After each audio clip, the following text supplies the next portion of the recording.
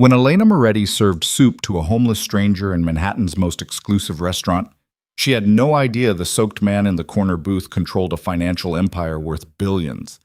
She definitely didn't expect him to collapse from poisoning 60 seconds after destroying her abusive boss's company with a single phone call. And she absolutely never imagined that armed assassins would storm through the doors, forcing her to escape into the rain-soaked streets with a widowed billionaire and his 7-year-old son, while a ruthless enemy prepared to steal everything they had. But before we get there, let me take you back to where it all started. And trust me, you'll want to stick around until the end of this one. Drop a comment with your city so I can see how far this story travels. Hit that like button and let's dive in. The rain hammered against the floor-to-ceiling windows of Le Ciel Doré like bullets, each drop exploding against the glass in a rhythm that made Elena's head throb. She'd been on her feet for 9 hours straight, her lower back screaming with every step as she balanced another tray of champagne flutes worth more than her monthly rent. Table 7 needs their second bottle, Marcus, the head waiter, hissed as he swept past her. And for the love of everything, smile more. You look like you're at a funeral. Elena forced her lips upward, the expression feeling more like a grimace. Maybe she did look like she was at a funeral. That's certainly how her life felt these days. One long mourning procession for dreams she'd buried under hospital bills and medical debt. The restaurant glittered around her like the inside of a jewelry box. Crystal chandeliers cast prismatic light across tables where tech moguls sat beside oil barons, where Hollywood actresses laughed with hedge fund managers, where people discussed their third vacation homes between bites of gold-flaked desserts. Le Ciel Doré, the golden sky, catered exclusively to the kind of wealth that most people only saw in movies. Elena wasn't supposed to be here. She was supposed to be in graduate school studying Renaissance literature. She was supposed to be teaching, writing, living the quiet intellectual life her grandfather had encouraged before he died. But then her mother got sick. Stage 4 pancreatic cancer. And suddenly Elena's carefully planned future evaporated like champagne bubbles, replaced by the brutal mathematics of American healthcare and the desperate scramble for money that might buy her mother a few more months. So here she was, 29 years old, serving overpriced wine to people who wouldn't notice if she dropped dead at their feet. Elena! Roberto, the restaurant manager, appeared beside her like a shark scenting blood. He was a thin man with slicked back hair and the kind of smile that never reached his eyes. What did I tell you about your posture? Stand up straight. These guests are paying for an experience, and you look like a beaten dog. Sorry, Roberto. The words came automatically, empty of meaning. And fix your hair. You're representing Le Ciel Doré, not some diner in Queens.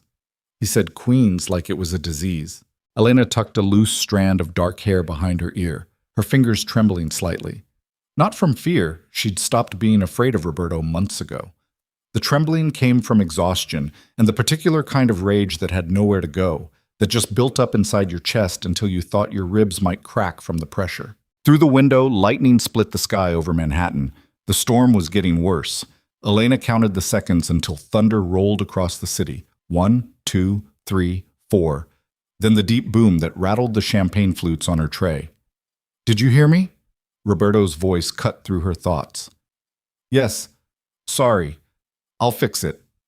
He studied her with cold disapproval, then moved on to terrorize one of the busboys.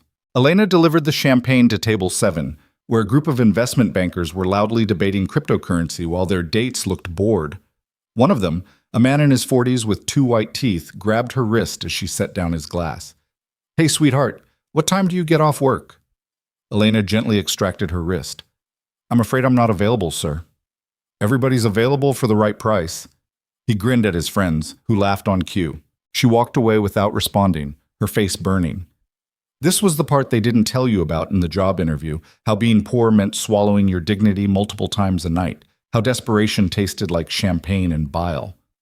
The kitchen door swung open and Marcus appeared again, his face flushed. Elena, I need you on table 12. Dimitri just called in sick. I'm already covering tables 1 through 11. Did I ask for excuses? Table 12, now. Elena glanced at the seating chart. Table 12 was in the northeast corner, partially hidden by a decorative column, the table they used for guests who wanted privacy or who weren't quite prestigious enough for the main dining room, currently empty. It's not occupied, she pointed out. It will be. We have a walk-in. Walk-ins didn't happen at Le Ciel Doré. You needed a reservation made weeks in advance, plus the kind of bank account that required 8 figures just to get your foot in the door. But Elena didn't argue. She just nodded and headed toward table 12, her feet aching inside shoes that were starting to fall apart. That's when the front door opened. The man who stumbled inside looked like he'd been pulled from the East River. His trench coat was soaked through, water streaming from its hem to puddle on the marble floor, dark hair plastered against his forehead, a small backpack slung over one shoulder, the kind you'd see on college students or backpackers, completely out of place in a restaurant where most guests arrived with Louis Vuitton luggage or nothing at all. The room went quiet. Not all at once. It was more subtle than that, like a wave of silence rolling from table to table as people stopped mid-conversation to stare. "Oh my God," someone whispered loudly. "Is that a homeless person?" The man stood in the entrance, rain dripping from his clothes, his chest rising and falling like he'd been running. His eyes, even from across the room, Elena could see they were an unusual shade of gray, scanned the dining room with an expression she couldn't quite read. Not embarrassment, not shame, something else. Something that looked almost like calculation. Roberto appeared instantly, his face transforming from professional courtesy to undisguised disgust in half a second. "Sir!" The word came out sharp as a slap. "I'm afraid we don't allow... I'd like a table." The man's voice was quiet, almost hoarse, but it carried across the dining room with unexpected authority. "This is a private establishment. Members only. I'm going to have to ask you to leave." "I can pay." The man reached into his coat. Roberto held up a hand, his lip curling. "I don't care if you have a handful of nickels, friend. You need to leave. Now, before I call security." Near the window, a young man in an expensive suit leaned back in his chair, grinning. Elena recognized him. Ryan Keller, one of those tech startup founders who'd made millions before turning 30 and couldn't stop talking about it. He came in twice a week with different women, never tipping more than 5%. "Hey, buddy," Ryan called out. "I think you're looking for the soup kitchen. That's about 6 blocks south." His companions laughed. The sound spread through the restaurant like a disease. The man in the wet coat didn't respond. He just stood there, water pooling around his boots, his expression unreadable. Elena felt something twist in her chest. She recognized that look. She'd seen it in the mirror often enough, that particular exhaustion that came from being treated like you didn't exist, like you were something to be scraped off the bottom of someone's shoe. "I'm not asking again." Roberto's hand moved toward his phone. "Leave, or I'll have you removed." The man's jaw tightened. For a moment, Elena thought he might argue. Then his shoulders sagged slightly, and he turned toward the door. And Elena, who'd spent months learning to keep her head down and her mouth shut, who'd perfected the art of being invisible, found herself moving before she could think better of it. "Wait." Her voice cut through the room. Roberto spun toward her, his eyes narrowing. "What did you say?" Elena's heart hammered against her ribs. Every survival instinct screamed at her to back down, to apologize, to return to her invisible safe space. But she looked at the man in the doorway, really looked at him, and saw something that made her throat tighten. He was shivering. "Table 12 is open," she heard herself say. "I can seat him." The silence that followed felt heavy enough to crush her. Roberto's face went through several shades of red before settling on a dangerous purple. "Elena, kitchen, now." "Roberto, he's just... kitchen, now." But before she could move, the man spoke again. "Vos esset amabilis, domina." The words hit Elena like cold water. Latin, not textbook Latin, but the strange, corrupted variant her grandfather used to speak. The dialect from a tiny alpine valley where he'd grown up. A linguistic fossil that had survived in isolation for centuries. She'd spent her childhood learning it from him, had written her undergraduate thesis on its grammatical structures. Nobody spoke it anymore. Nobody even knew it existed outside of academic papers. She stared at the man, her breath catching. He was looking directly at her now, and she saw that his gray eyes weren't cold at all. They were sharp, intelligent, and completely focused on her face. "Quid dices?" she whispered. "What did you say?" The corner of his mouth twitched. "I said you are kind, miss." "How do you—" "Elena!" Roberto grabbed her arm, his fingers digging in hard enough to bruise. "You're fired. Get your things and get out." "Roberto, please, I need this job." Should have thought of that before you embarrassed me in front of our guests.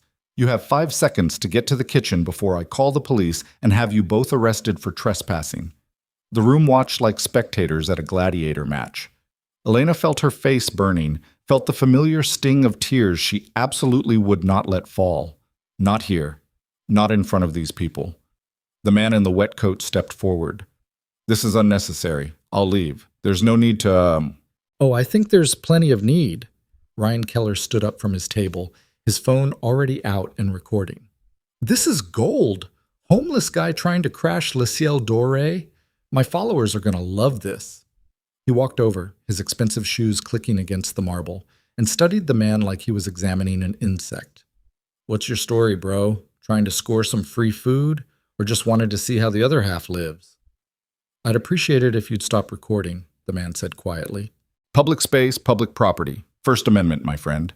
Ryan circled him, keeping the camera rolling. You know what your problem is? You think the world owes you something. You think you can just walk in anywhere and...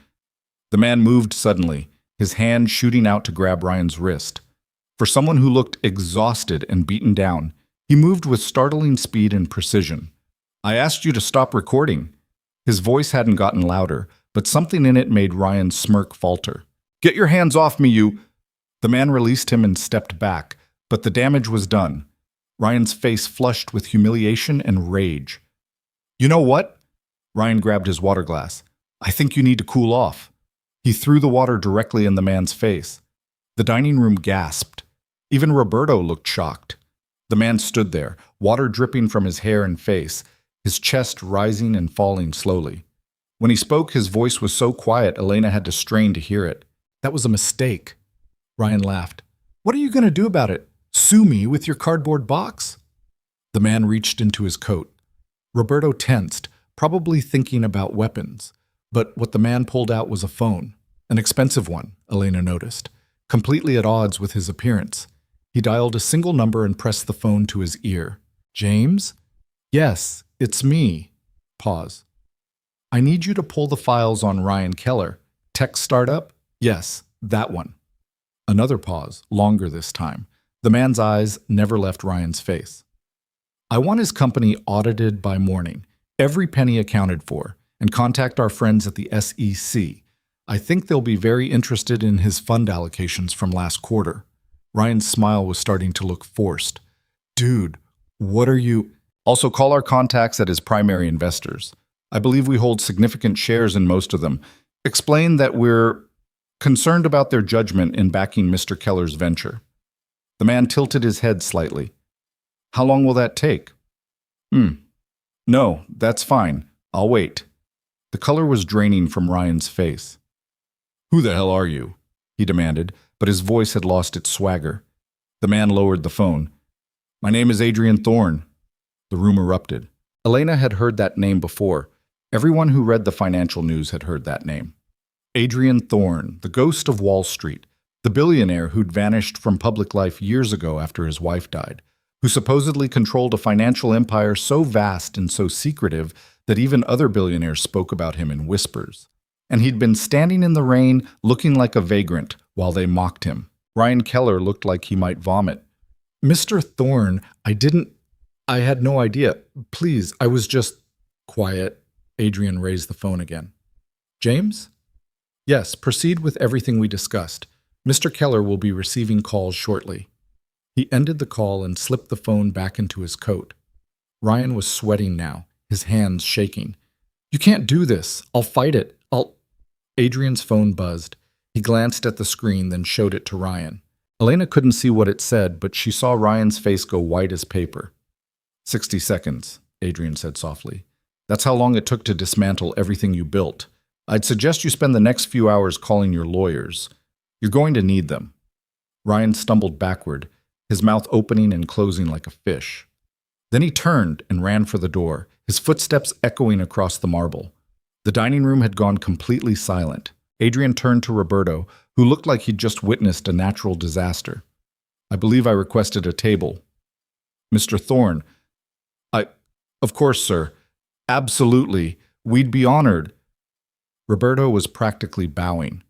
Please allow me to seat you personally at our finest. No. Adrian's eyes found Elena across the room. I'd like that table in the corner, and I'd like this young woman to be my server. Every eye in the restaurant turned to Elena. Roberto's smile looked painful. Absolutely, Mr. Thorne. Elena, please escort Mr. Thorne to table 12.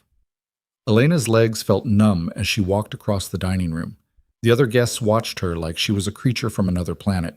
She reached Adrian, and he gave her a small nod. Shall we? She led him to table 12, her mind spinning.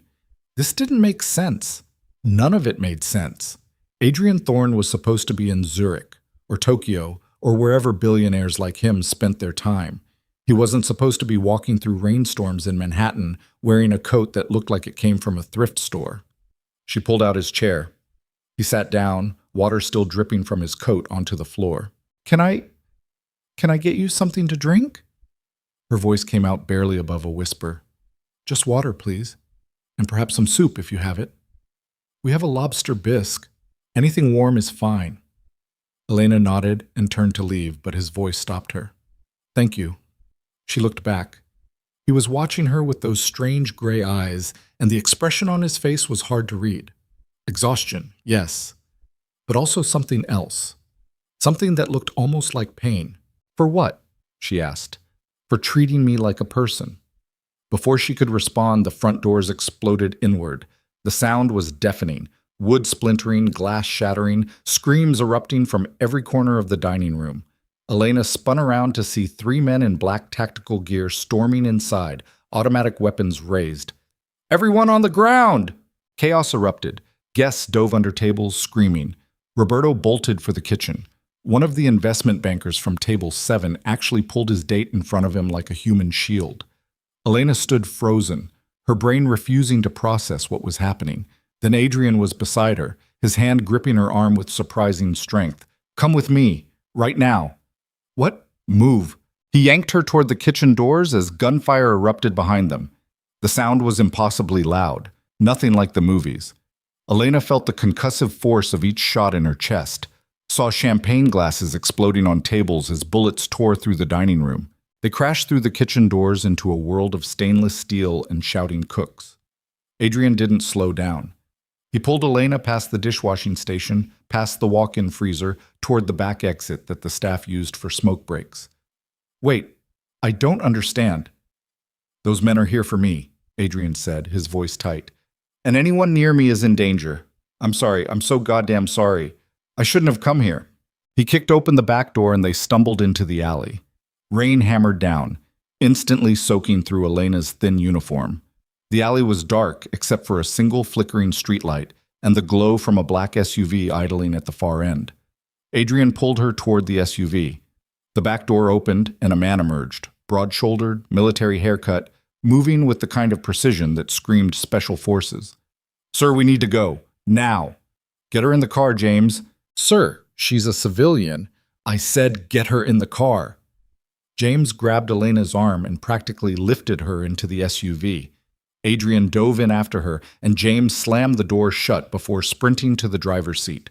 The SUV peeled out of the alley just as 2 men in tactical gear appeared in the doorway behind them, their weapons raised. Elena heard gunfire, felt the impact of bullets hitting the rear of the vehicle. Solid thuds that should have shattered the windows, but didn't. Bulletproof, Adrian said, reading her expression. He was pressed against the window, looking back at the restaurant. They won't be able to follow us. James knows what he's doing. Elena's ears were ringing. Her hands were shaking so hard she had to clench them into fists. What the hell is happening? Who were those people? Why? I'll explain everything, I promise. But first we need to get somewhere safe. The SUV whipped around a corner, the tires hydroplaning slightly on the wet asphalt. James was driving like a man being chased by the devil himself, which, Elena supposed, might not be far from the truth.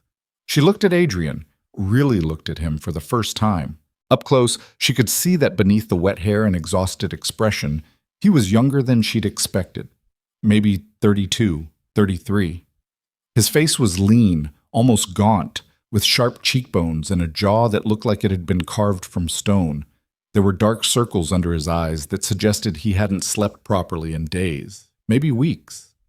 You're really him, she said. Adrian Thorne. The Adrian Thorne. Yes. Why were you dressed like that? Why did you walk into the restaurant looking like someone who wouldn't be recognized? He managed a bitter smile. Because I needed to see something. I needed to understand who I could trust. I don't understand.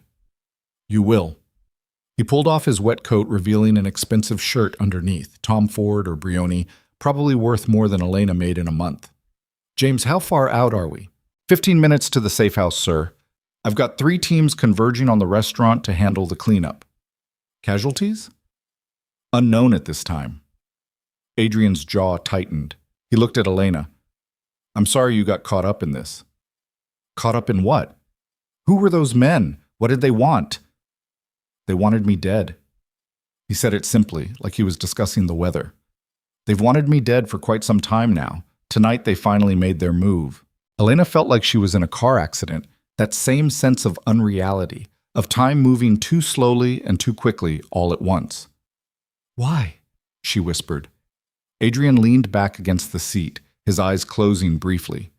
When he opened them again, they looked older somehow, tired in a way that had nothing to do with sleep. Because I control things that powerful people want to take from me. Because my wife died and left me weak. Because they think I'm vulnerable. He turned to look at her. They might be right. The SUV turned onto a highway, the city lights blurring past in the rain. Elena tried to organize her thoughts, tried to make sense of any of this, but everything felt fractured and strange. How did you know that dialect? She asked suddenly. The one you spoke at the restaurant. My grandfather's dialect. Something shifted in Adrian's expression. Your grandfather was from the Valmalenco? How did you know that? Because my mother was from there too. A tiny village called Torre di Santa Maria. Maybe 100 people lived there when she was growing up. Elena stared at him. My grandfather was from Torre di Santa Maria. Then we probably knew the same families. My mother married an American businessman and left when she was 19. She died when I was 10, but before that, she made sure I learned the language. She used to say it was important to remember where you came from, even if you could never go back. There was grief in his voice when he spoke about his mother. Elena recognized it because she carried the same grief about her own father, who died when she was 12. What was her name? Elena asked. Your mother. Julia. Julia Benedetti, before she married. I think... Elena's voice caught.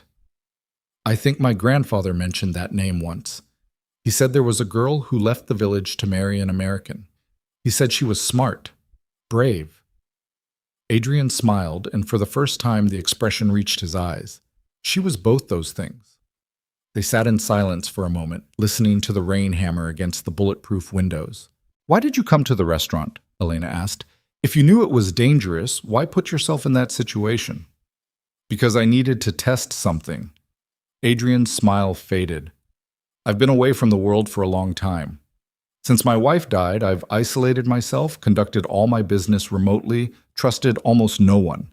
But my enemies have grown bold in my absence. They think I'm weak now, broken. So I needed to see who would show their hand if I made myself vulnerable. You used yourself as bait. Yes. That's insane. Probably. He rubbed his face with both hands. But I got what I needed. I know who my enemies are now. I know who's working with them. And I know... He trailed off, but Elena finished the thought for him. You know who showed you kindness when they thought you had nothing. Adrian looked at her, and something in his expression made her breath catch. Why did you help me? He asked. You knew Roberto would punish you. You knew the other guests would judge you, but you did it anyway. Elena thought about her mother lying in a hospital bed, tubes and machines keeping her alive while the bills piled up like snow. Thought about her grandfather teaching her that language, telling her stories about the mountains, about how people in the valley looked after each other because nobody else would. Because you looked cold, she said simply. And nobody deserves to be treated like that. The SUV pulled off the highway onto a side road that led into what looked like an industrial area. Warehouses and loading docks, all dark and shuttered for the night. We're here, James announced, pulling up to a nondescript building that looked abandoned. A garage door opened automatically as they approached, revealing a pristine underground parking structure. The SUV descended into the garage, and the door sealed shut behind them with a heavy clang. Adrian opened his door. Come on. We'll be safe here while I figure out what to do next. Elena didn't move. I need to call my mother. She'll be worried. And I have bills to pay. I can't just disappear. Elena. Adrian's voice was gentle.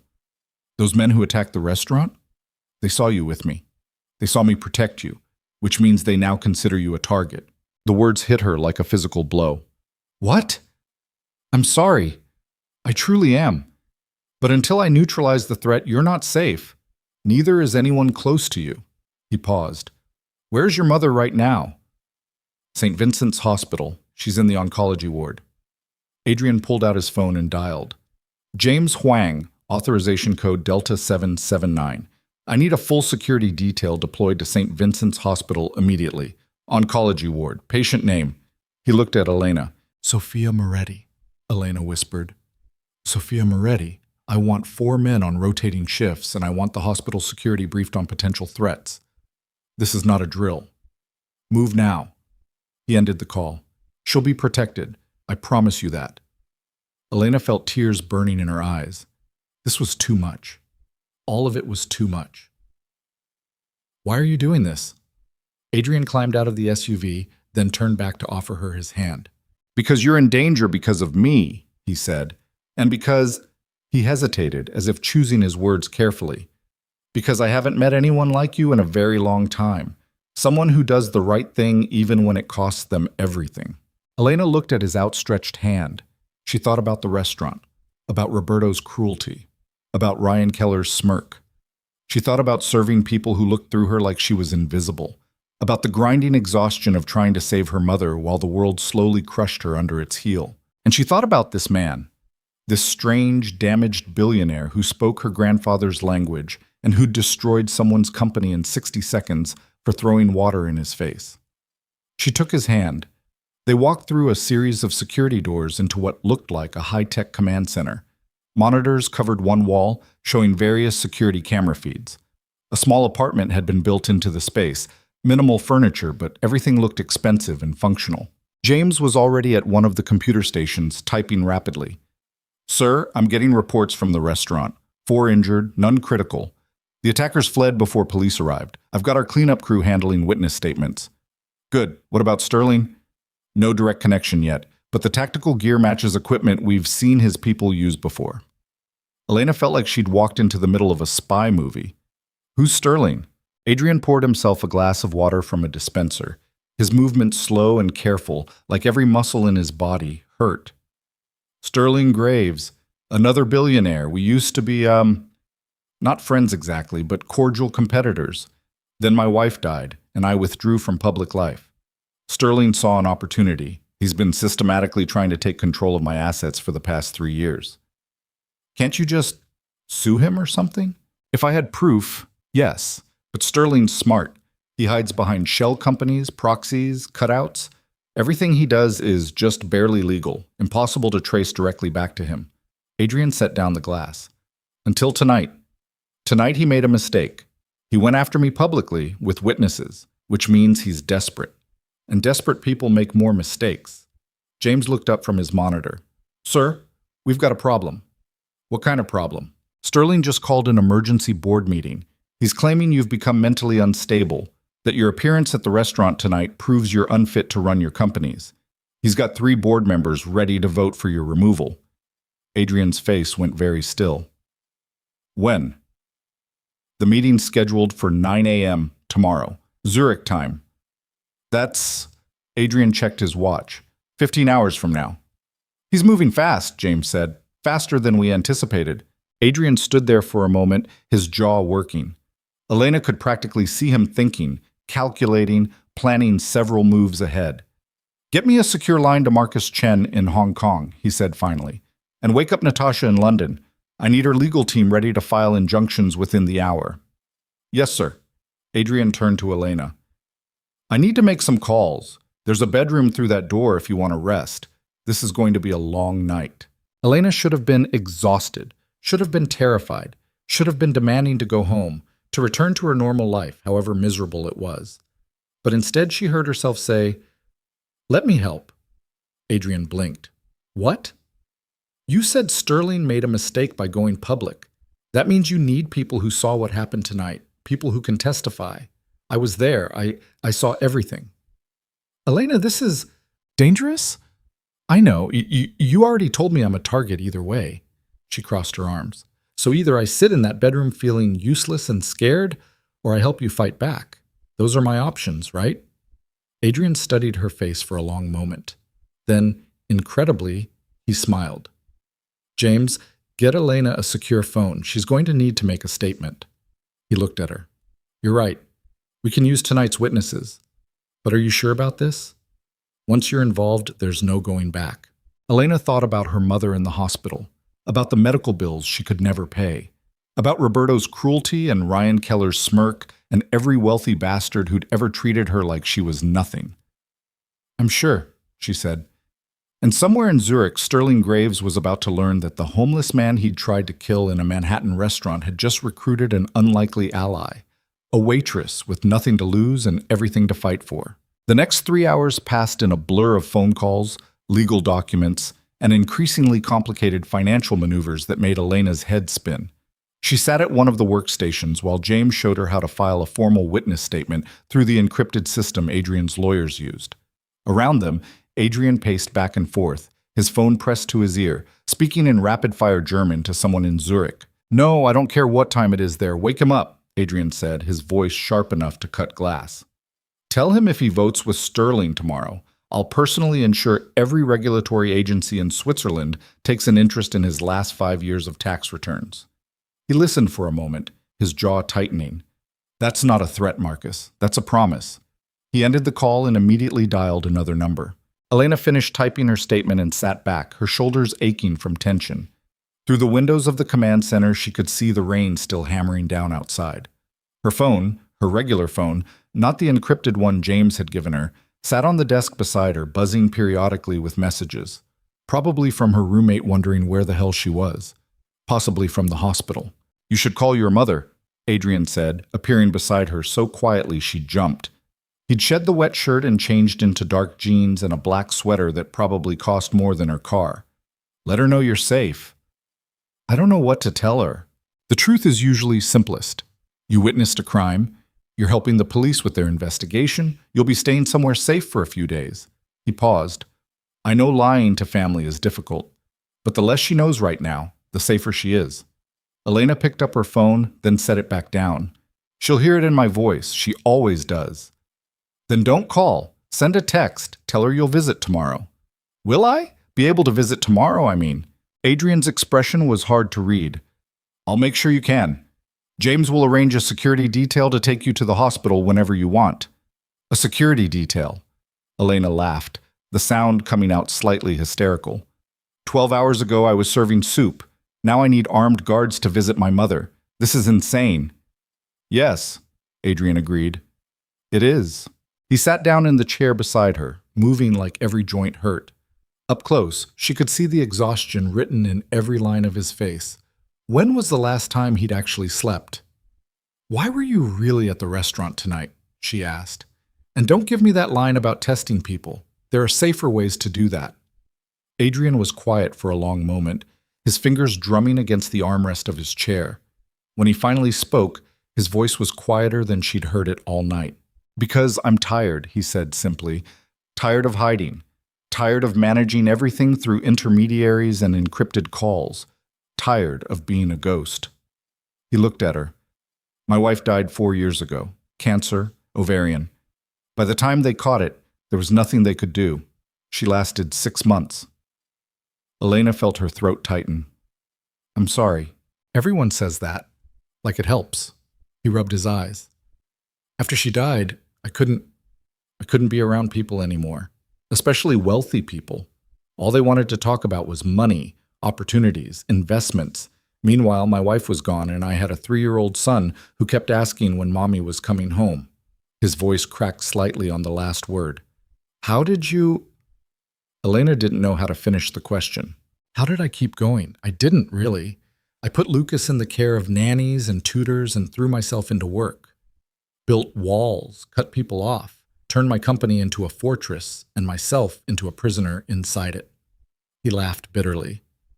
Sterling saw his opportunity, started picking off my allies one by one. By the time I noticed what was happening, he'd already turned half my board against me. So, tonight I needed to remind myself why I'm fighting. Needed to see if there were still people in the world who'd choose kindness over self-interest. He met her eyes. And then you seated me at that table and paid for my soup with your own money, even though I could see you couldn't afford it. Elena felt heat rise in her cheeks. How did you know I paid for it? Because Roberto was screaming about it in the kitchen. I could hear him through the door. Adrian smiled slightly. You're a terrible liar, by the way. When you told him you'd already processed the payment, your left eye twitched. I don't have a tell. Everyone has a tell. James appeared behind them, holding a tablet. Sir, we've got a problem. Sterling's not just calling a board meeting. He's leaked a story to the Financial Times claiming you've had a mental breakdown and were found wandering the streets of Manhattan in a delusional state. Let me see. James handed him the tablet. Elena leaned over to read the screen. The headline made her stomach drop.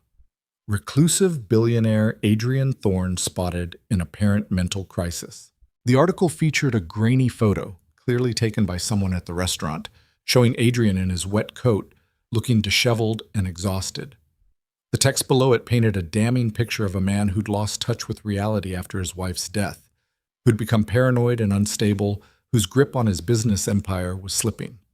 They're destroying you, Elena whispered. They're trying to. Adrian set the tablet down, his expression calm. It won't work. How can you be so sure? Because Sterling made two mistakes tonight. First, he assumed I'd be alone. He didn't account for you. Adrian stood up. And second, he forgot that I didn't build my empire by playing fair. He walked over to one of the monitors where James was pulling up files. Show me everything we have on Sterling's movements over the past 6 months. Every meeting, every phone call, every goddamn coffee he bought. If he's moving this fast, he's desperate. And desperate people leave trails. While James worked, Adrian turned back to Elena. You should rest. There's a bedroom through that door. And James stalked the bathroom with, I'm not tired. It was a lie. Elena was exhausted, but the idea of lying down while all this was happening felt impossible. Besides, you said I could help. I said you could give a statement. I didn't say you should stay up all night but you're about to dig through months of financial records looking for something that proves Sterling's behind the attack, right? Something that connects him to those men with guns? Adrian nodded slowly. Then you need another set of eyes. I might not know much about high finance, but I know how to read, and I'm good at finding patterns. It wasn't a complete lie. Elena had spent years analyzing Renaissance texts, tracking down obscure references and hidden meanings. How different could financial documents be? Very different, as it turned out. For the next 2 hours, Elena stared at screens full of numbers that might as well have been written in ancient Sumerian. Shell companies and offshore accounts, and something called derivative positions that James tried to explain 3 times before giving up. But gradually, through the chaos of numbers, she started to see shapes, connections. Wait, she said suddenly, pointing at a transaction on her screen. This company here, Meridian Holdings, it shows up in like 6 different places. They bought shares in one of Adrian's suppliers, they invested in a tech startup that Adrian was negotiating with, and they made a donation to some charity foundation that… Hold on. She clicked through several more screens. That foundation is run by one of the board members who's voting against you tomorrow. Adrian came over to look at her screen, James right behind him. For a moment, neither of them said anything. How did you find this? Adrian asked quietly. I noticed the name kept appearing. Is it important? James, pull everything you can find on Meridian Holdings. Registration, ownership structure, fund movements, everything. James's fingers flew across his keyboard. Lines of code scrolled past faster than Elena could read them. Then he stopped, his face going still. Boss, you need to see this. The 3 of them crowded around James's monitor. He'd pulled up a corporate registration document that showed Meridian Holdings was ultimately owned by a trust based in the Cayman Islands. And the trustee was Sterling's sister, Adrian said, his voice barely above a whisper. He's been using his sister's companies to infiltrate my network. It gets better, James said grimly. He pulled up another document. Meridian also made payments to a security company called Blackridge Solutions 3 months ago. Blackridge is the company that provides tactical training to private military contractors, Adrian finished. The same kind of training those men at the restaurant would have had. Elena felt a chill run down her spine. So Sterling hired them. We can't prove that yet. The payment could have been for legitimate security services. But it's a connection. And if we can trace the money from Meridian to Blackridge to those specific operatives, Adrian's jaw tightened. James, I need you to contact our friends at the FBI. Tell them we have information about a coordinated attack on a civilian target, and we're willing to cooperate fully with their investigation. On it. Adrian turned to Elena, and something in his expression had shifted. He was looking at her differently now, like she was a person instead of a problem to be managed. Thank you, he said. I just noticed a name that kept repeating. You found a thread we'd missed in 3 years of investigating Sterling's network. That's not nothing. He paused. You're smarter than you give yourself credit for. Elena felt heat rise in her cheeks again. She wasn't used to compliments that sounded genuine. Wasn't used to being seen at all, really. I had a good teacher, she said. My grandfather used to give me these puzzles when I was a kid. He'd take a page from a book and black out random words, then make me figure out what the missing words were based on context. He said it taught you to see patterns instead of just reading. He sounds like he was a wise man. He was. He also drank too much grappa and once got into a fistfight with a priest over a card game, but yeah, he had his moments. Adrian laughed. Actually laughed, and the sound was so unexpected that Elena found herself smiling despite everything. The moment broke when James's phone rang. He answered it, listened for a moment, then his face went pale. Boss, we've got a situation. Hospital security just reported suspicious activity near the oncology ward. 2 men were asking questions about Sophia Moretti at the nurses' station. Our team intercepted them, but Elena was on her feet before he could finish. I need to get to the hospital, now. Elena, wait, Adrian started. That's my mother. If something happens to her because of me, nothing's going to happen to her. Our team is there. They know what they're doing. You don't understand. She's already dying. She doesn't need this stress. She doesn't need... Elena's voice cracked. She pressed her hands against her face, trying to hold back tears that suddenly felt inevitable. Adrian's hand settled gently on her shoulder. James, get the car ready. We're going to St. Vincent's. Sir, that's not secure. If Sterling's people are watching the hospital, then they'll see me visiting a friend's mother. Elena's right. Her mother doesn't deserve to be terrorized because I dragged her daughter into my war. He looked at Elena. 5 minutes. Get whatever you need.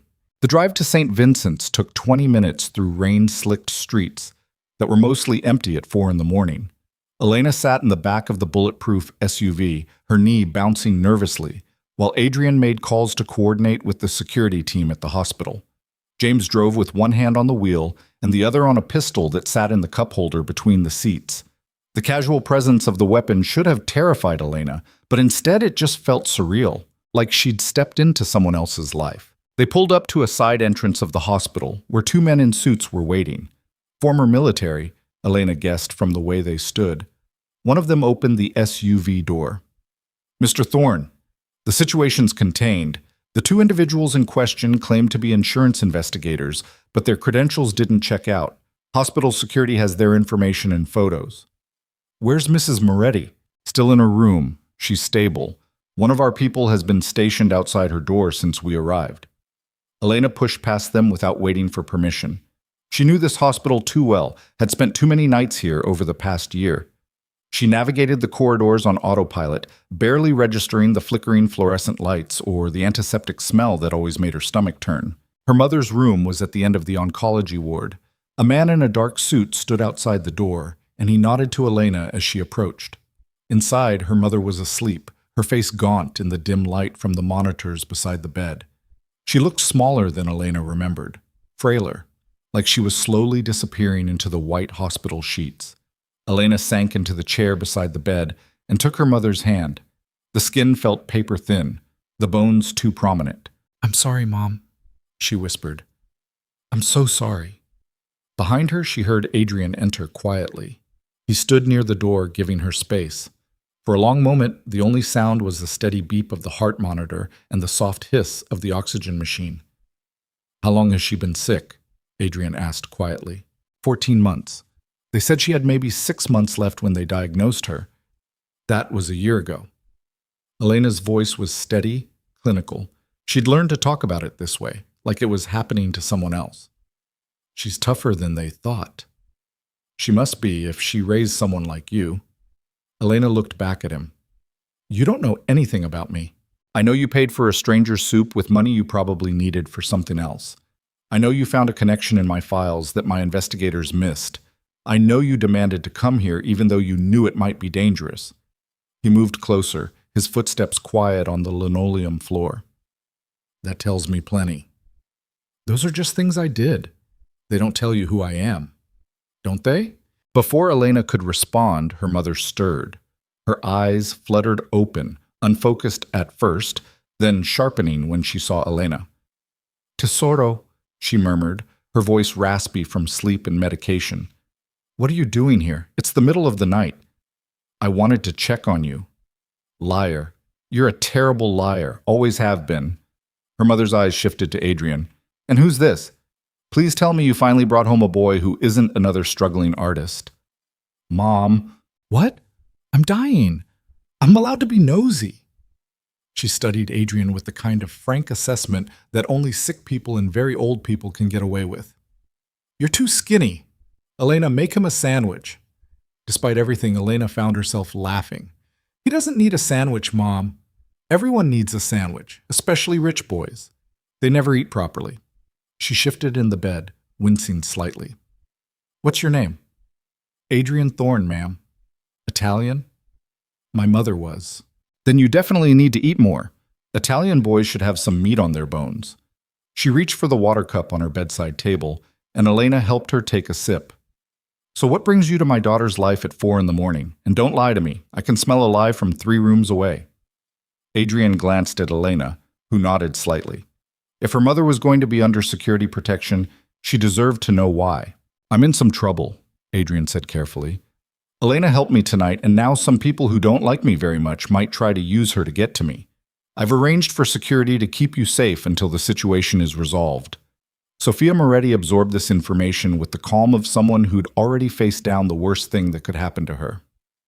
This trouble, she said. It's the kind that involves police? Among others, yes. Elena, did you do anything illegal? No, Mom. I gave a witness statement about something I saw. And this witness statement put you in danger? Maybe. We're not sure yet. Sophia looked between them, her eyes sharp despite the morphine drip. You know what I think? What, Mom? I think you should have brought the sandwich. Adrian actually smiled. I'll remember that for next time. Good boy. Sophia settled back against her pillows. Elena, come here. Elena leaned closer. Her mother reached up to touch her face, her fingers cool against Elena's skin. You have that look, Sophia said softly. The same look you had when you told me you were dropping out of graduate school to take care of me. Like you're about to do something brave and stupid. Mom, shit. Listen to me. I don't have much time left. We both know it, so don't pretend otherwise. And I've made my peace with that. But I haven't made my peace with you throwing your life away because you feel guilty. I'm not You are. You've been doing it for over a year, working yourself to death at that horrible restaurant, giving up everything you wanted, all because you think you owe me something. Sophia's grip tightened on Elena's hand. You don't owe me anything, Tesoro. You hear me? Nothing. Elena felt tears burning in her eyes. You're my mother, and you're my daughter, which means your job is to live, not to be my nursemaid, not to sacrifice yourself on the altar of my cancer. She looked at Adrian. You seem like a smart man. Tell her I'm right. Adrian moved to stand beside Elena. Your mother's right. See? Smart man. Sophia closed her eyes, her breathing evening out. The conversation had exhausted her. Go do your brave, stupid thing, Elena. Just try not to get shot. I'll do my best. They stayed for another 20 minutes while Sophia drifted back to sleep. The security guard remained outside, and James checked in twice to confirm the perimeter was secure. When they finally left, Elena felt like something had shifted inside her chest, like a weight she'd been carrying had gotten slightly lighter. In the elevator on the way down, Adrian spoke quietly. She's remarkable. She's dying. Both things can be true. Elena leaned against the elevator wall, exhaustion finally catching up with her. I keep thinking if I just work hard enough, if I just earn enough money, I can fix it. I can pay for better treatments, experimental drugs, something. But it doesn't work that way, does it? No, it doesn't. The elevator doors opened onto the parking garage. James was waiting with the SUV, along with both security guards. All clear, sir. No further incidents. They climbed into the vehicle. As they pulled out of the garage, Elena saw the first hints of dawn lightening the eastern sky. In a few hours, Adrian's board meeting would begin in Zurich. Sterling would make his move, and Elena's life, whatever was left of her old life, would be completely gone. What happens now? She asked. Adrian checked his watch. Now we go back to the safe house and prepare. The board meeting starts in 11 hours. I need to be on video conference for it, which means Sterling can't know where I am. If he thinks I'm too unstable or scared to appear in person, it strengthens his position. So you have to seem calm and in control. Exactly. Even though you're being hunted by people with guns, especially because I'm being hunted by people with guns. The moment I show weakness, Sterling wins. He rubbed his eyes. I should warn you, the next few days are going to be complicated. Sterling won't give up just because we found one connection. He'll fight harder, get dirtier, and anyone near me will be in danger. You're trying to give me an out. I'm trying to give you a choice. You've already helped more than I had any right to ask. If you want to step away now, I'll arrange protection for you and your mother until this is over. No questions asked. Elena thought about the restaurant, about Roberto's sneer and the investment banker grabbing her wrist and Ryan Keller's phone camera in her face. She thought about her mother's words, "Go do your brave, stupid thing." "I'm staying," she said. "Elena, I found that connection in your files, didn't I? Which means maybe I can find others. Maybe I can help you win this." She met his eyes. "Plus, you still owe me for the soup." Adrian's smile was tired but genuine. "How much was it?" $18. "I'll write you a check. You're a billionaire. Make it 20. They made it back to the safe house just as full dawn broke over Manhattan. The rain had finally stopped, leaving the city washed clean and gleaming. James disappeared to catch a few hours of sleep while Adrian prepared for the board meeting. Elena found herself standing in front of the windows, watching the sun rise over buildings that looked like they were made of gold in the early morning light. "Beautiful, isn't it?" Adrian said, appearing beside her with 2 cups of coffee. "I've lived in this city for 6 years and I don't think I've ever actually watched the sunrise. Too busy working? Too busy surviving." She took the coffee gratefully. "You know what's weird? I should be terrified right now.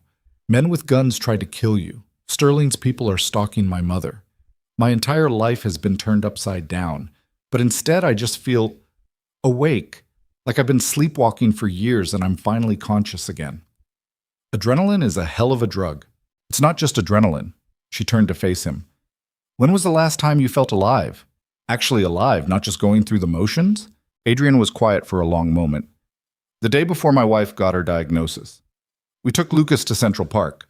There was a jazz band playing near Bethesda Fountain. Sarah, that was her name, Sarah, she grabbed my hand and made me dance with her right there in front of everyone. Lucas was laughing so hard he could barely breathe. And I remember thinking, this is it. This is what life is supposed to feel like. And then 3 days later, we found out she was dying, and I never felt that way again." He stared into his coffee cup. "Until tonight, maybe. For just a moment, when you found that connection in the files and looked so proud of yourself, I felt something other than anger or grief or exhaustion." "What did you feel?" "Hope, I think. The possibility that maybe things could be different." He set down his coffee. "I have a son, Elena. Lucas. He's 7 years old. He lives with me in Zurich, but I barely see him. I'm always working, always managing crises, always building walls to keep people out. And he's growing up with a father who's physically present but emotionally absent, just like I grew up after my mother died. So change it." "It's not that simple, isn't it?" Elena set down her own coffee and turned to face him fully. You're one of the richest men in the world. You can do literally anything you want.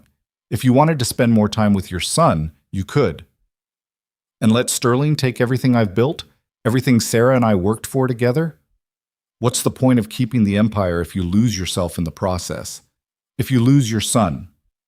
Adrian's jaw tightened. You don't understand the stakes here. Then explain them to me. If Sterling takes control of my companies, thousands of people lose their jobs, pension funds collapse, investments disappear. The ripple effects could destabilize markets across 3 continents. His voice rose slightly. This isn't just about me and my personal grudge. People depend on me. And your son depends on you too, just in a different way. They stood there at the growing light, the silence between them heavy with things neither of them knew how to say. Finally, Adrian exhaled slowly. You're right, he said quietly. You're absolutely right. And I hate that you're right.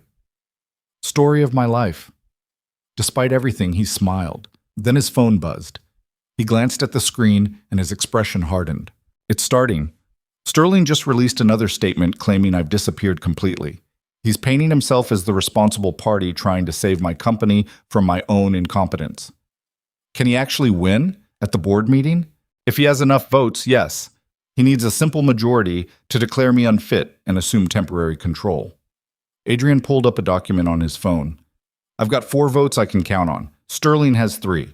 There are 5 board members who could go either way. So you need to flip at least 2 of them, or discredit Sterling badly enough that the swing votes won't risk backing him. Adrian's fingers moved across his phone screen. James found something interesting about that charity foundation you discovered, the one Meridian donated to. Turns out it's been funneling money to offshore accounts in Sterling's name. If we can prove that during the meeting, he goes down for fraud. And I keep my company. Elena looked at the man beside her, this strange, damaged billionaire who spoke her grandfather's language and who'd destroyed someone's career for being cruel. Who was fighting to save an empire he barely seemed to want, for reasons that maybe even he didn't fully understand. What do you need me to do? She asked. Adrian met her eyes and something passed between them. An understanding, a recognition. I need you to help me fight, he said. I need you to be the person who looks for connections and patterns and truth in all the noise. Can you do that? Elena thought about her mother in the hospital bed, about her grandfather teaching her to see what was hidden, about all the years she'd spent invisible and powerless and angry. Yes, she said, I can do that. Outside, the city was fully awake now. Somewhere in Zurich, Sterling Graves was preparing for war. And somewhere in this safe house, a waitress and a billionaire were preparing to fight back with weapons Sterling would never see coming. Truth, evidence, and the kind of desperate courage that only came from having absolutely nothing left to lose. The board meeting started at 3 p.m. Zurich time, which meant 9 in the morning in New York.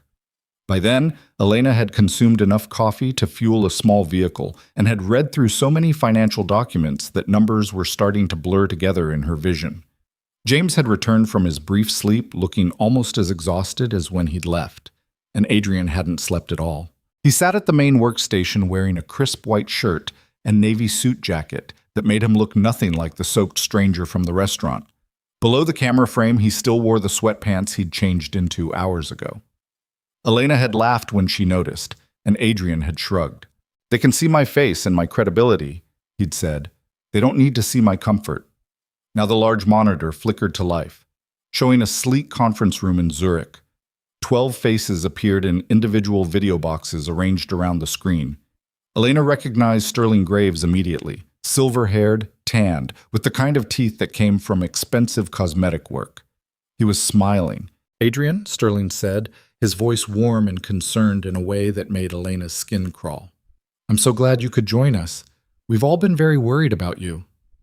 I'm sure you have been, Sterling. Adrian's voice was perfectly level, betraying nothing. Shall we begin? The chairman of the board, an elderly Swiss banker named Klaus Hoffmann, cleared his throat. Yes. Well, this is obviously a difficult meeting. Adrian, Sterling has raised some concerns about your fitness to continue leading Thorn Industries. In light of recent events, you mean the coordinated attack on a public restaurant where I was having dinner? Adrian interrupted smoothly. Or do you mean Sterling's leak to the Financial Times claiming I'm mentally unstable? Sterling's smile didn't falter. Adrian, no one is attacking you. We're simply concerned about your well-being. When a man of your stature is found wandering the streets of Manhattan, dressed like a vagrant. I was dressed like a private citizen having a meal. Last I checked, that wasn't a crime. But your behavior has been erratic. You've been isolated for years. You refuse to attend meetings in person. You've made increasingly paranoid accusations about business competitors. Accusations I can prove. Adrian nodded to James, who began uploading files to the shared screen. These documents show a pattern of corporate espionage targeting Thorne Industries over the past 3 years. Shell companies buying up our suppliers. Coordinated media campaigns against our reputation. And most interesting, payments from a company called Meridian Holdings to a private military contractor called Blackridge Solutions. Meridian is owned by your sister, Sterling. Would you like to explain that? The temperature in the digital room seemed to drop 10 degrees. Sterling's smile finally cracked. That's a ridiculous connection. My sister's business dealings are completely separate from... Are they? Elena had been watching the other board members' faces, and she saw several of them leaning forward, interested. Because Meridian also made donations to the Hoffman Foundation. That's your charity, Klaus, the one that's supposed to fund cancer research, but has been moving money to offshore accounts instead. Klaus Hoffman's face went white. How dare you? I dare because it's true. Adrian pulled up another document. Here's the money trail. Meridian donates to the foundation. The foundation transfers funds to a consulting company in the Bahamas. The consulting company makes payments to accounts controlled by Sterling Graves. It's money laundering dressed up as philanthropy. The screen erupted in voices, board members talking over each other, demanding explanations, throwing accusations. Sterling was shouting something about privacy violations and illegal surveillance. Klaus looked like he might have a stroke. Elena watched it all unfold with a strange sense of detachment. This was power, real power, not the petty cruelty of restaurant managers or the casual dismissal of rich customers. This was the kind of power that could destroy lives with a few well-placed documents and the right words at the right moment. This is absurd. Sterling finally managed to make himself heard. You're so desperate to maintain control that you're fabricating evidence. The FBI doesn't think it's fabricated. Adrian's voice cut through the chaos like a knife. I've already shared these documents with federal investigators. They're very interested in your relationship with Blackridge Solutions, especially given that 3 of their contractors were arrested last night after attacking a civilian restaurant in Manhattan. Those men are talking, Sterling, and what they're saying connects directly back to you. That was a bluff. Elena knew it was a bluff because she'd been sitting next to Adrian all morning and nobody had called with that information. But Sterling didn't know it was a bluff, and his face betrayed him for just a second, pure panic flickering across his features before he could slam his professional mask back into place. Too late. The other board members had seen it. I think, said a woman named Catherine Walsh, who controlled a massive pension fund, that we need to table this vote until a full investigation has been completed. If there's even a possibility that Sterling has engaged in illegal activity, there's no possibility, Sterling snapped. This is a witch hunt. Adrian is paranoid and unstable, and I'm trying to protect my company from a hostile takeover orchestrated by a man who tried to have me killed. Adrian leaned forward slightly, his gray eyes intense. And I have the evidence to prove it. So here's what's going to happen. This board is going to vote against Sterling's motion. Then you're all going to go home and wait while the authorities sort through the mess he's created. And if any of you have been accepting money from Meridian or any of Sterling's other shell companies, I'd suggest you contact your lawyers now, because when this all comes out, and it will come out, you don't want to be on the wrong side of it. The silence that followed was absolute. Klaus Hoffman looked like he'd aged 10 years in the past 10 minutes.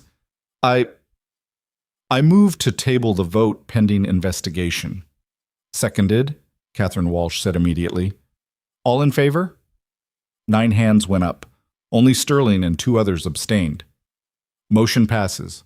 Klaus's voice was hollow. This meeting is adjourned. The screen went black. For a moment, nobody in the safe house moved. Then James let out a long breath. Holy hell, boss, you actually pulled it off. Adrian slumped back in his chair and Elena saw his hands were shaking. The calm, controlled businessman from the video call was gone, replaced by someone who looked like they'd just run a marathon. "We didn't pull anything off," he said quietly. "We bought time. That's all." "That's more than we had yesterday," Elena pointed out. "Maybe. But Sterling knows I bluffed about the FBI. He knows those contractors haven't actually given him up yet, which means he's going to move faster now, get more desperate. And desperate men do desperate things." As if on cue, Adrian's phone rang. He glanced at the screen and his face went still. "It's my house in Zurich, the security system," he answered. "Yes?" Elena couldn't hear the voice on the other end, but she could see Adrian's expression changing. Shock, then fury, then something that looked almost like fear. "When? How many?" A pause. "And Lucas?" Elena's stomach dropped. "Lucas. His son." "No, don't engage them. Get Lucas to the safe room and lock it down. I don't care about the property damage. Just keep my son safe." Another pause. "I'm on my way. Have the plane ready in 20 minutes. He ended the call and stood up so fast his chair rolled backward. "Sterling sent people to my house. They're trying to break through the security perimeter." "Your son," Elena started, "is in the safe room with his nanny and 3 security guards. He should be fine. The room is designed to withstand a siege, but I need to get there, now." James was already moving, gathering equipment, making calls. "I'll have the jet fueled and ready. We can be wheels up in 30 minutes if we push it." Adrian turned to Elena. "I need you to stay here. You'll be safe, and James will leave 2 men. "No. Elena, this isn't up for, You said I could help you fight. You said you needed someone to look for patterns and truth. Well, I'm not going to do that from a bunker in Manhattan while you fly into danger." She stood up, meeting his eyes. "Besides, you're going to need someone watching your back. Sterling proved tonight that he doesn't care about rules or consequences. If he's willing to attack your home, he's willing to do worse. Which is exactly why you should stay here where it's safe. I haven't been safe since you walked into that restaurant. None of us have been. At least in Zurich I can be useful." Adrian looked at James, who shrugged. "She's got a point, boss, and we could use another set of eyes, especially someone Sterling doesn't know is involved." "This is insane." "Everything about the last 12 hours has been insane," Elena said. "What's a little international travel on top of that?" Adrian studied her face for a long moment. Then he shook his head, something that might have been a smile tugging at the corner of his mouth. "You're either incredibly brave or incredibly stupid. My mother says both, usually in the same sentence. Fine. But you do exactly what James tells you, when he tells you. No arguments. This isn't a financial meeting where the worst thing that happens is someone loses money. Sterling has already sent armed men after me twice. I can't guarantee your safety." "I'm not asking you to." 25 minutes later, Elena found herself in the back of the SUV racing toward a private airfield in New Jersey. She'd called her mother from the safe house, keeping her voice light and casual while explaining she'd be out of town for a few days. Her mother had seen through it immediately. Of course she had. But she'd also understood somehow that Elena needed to do this. "Just come back alive, Tesoro," she'd said. "Everything else we can figure out later." Now Elena sat across from Adrian in the leather interior of the vehicle, watching him type furiously on his phone. His jaw was tight, his movements sharp and controlled. She'd seen him calm under pressure before, but this was different. This was personal. "Tell me about Lucas," she said quietly. Adrian's fingers stilled on the keyboard. "What?" "Your son. Tell me about him. What's he like?" "Why does that matter right now?" "Because you're spiraling. I can see it. And when people spiral, they make mistakes." Elena leaned forward. "So tell me about Lucas. Give your brain something else to focus on for 60 seconds. Adrian was quiet for so long she thought he wouldn't answer. Then he set down his phone. "He's 7, almost 8. He has his mother's eyes. Dark brown, not gray like mine. He's obsessed with dinosaurs, has been for 2 years now. His favorite is the ankylosaurus because it has armor and a club tail." A ghost of a smile crossed Adrian's face. "He says it's the best dinosaur for defending your castle." "Smart kid. Too smart, maybe. He asks questions I don't know how to answer, like why his mother had to die, why I'm always working, why we can't just be normal like other families." Adrian's voice roughened. Last month he asked me if I even liked being his father, or if I was just doing it because I had to. What did you tell him? I told him I love him more than anything in the world, which is true, but I don't think he believed me. Elena felt something twist in her chest. Kids are perceptive like that. They know when you're telling them what they want to hear versus what you actually feel. And what do you think I actually feel? I think you're terrified of losing him the way you lost his mother, of failing him, of turning into the kind of father who's so afraid of grief that he can't let himself feel anything at all. She paused. I think you love him so much it scares you, so you keep him at a distance because distance feels safer than vulnerability. Adrian stared at her. You got all that from one conversation? I got it from watching you talk about him. The way your voice changes, the way you won't quite meet my eyes when you say his name. Elena shrugged. Also, my dad did the same thing to me after my grandmother died. He was so afraid of losing anyone else that he built walls around himself. By the time the cancer took him, I barely knew him anymore. I'm sorry. Don't be sorry, just don't make the same mistake. Lucas needs his father, not the billionaire, not the empire builder, just his dad. The SUV pulled onto the tarmac where a sleek white jet was waiting, engines already running. They boarded quickly, Adrian's security team checking every entrance and exit before allowing them inside. The interior was exactly what Elena expected. Leather seats, polished wood, the kind of quiet luxury that whispered money instead of shouting it. As soon as they were airborne, Adrian disappeared into a small office at the rear of the plane, video calling his security team in Zurich to get updates on the situation. James sat across from Elena, cleaning and checking a pistol with the casual efficiency of someone who'd done it 10,000 times. You ever fire one of these? He asked, not looking up from his work. A gun? No. Might want to learn. Things get messy sometimes. I'm hoping things don't get that messy. James smiled, but there was no humor in it. Hope for the best, prepare for the worst. That's the job. Is this what you always do? Protect billionaires from other billionaires? This is what I do for Adrian. Before this, I was military. Special operations. Did 3 tours in places I can't talk about, saw things I'm trying to forget. He reassembled the pistol with smooth, practiced movements. Adrian pulled me out of a dark place after I got discharged. Gave me purpose again. So yeah, this is what I do, and I do it because he's one of the few people in this world worth protecting. You really believe that?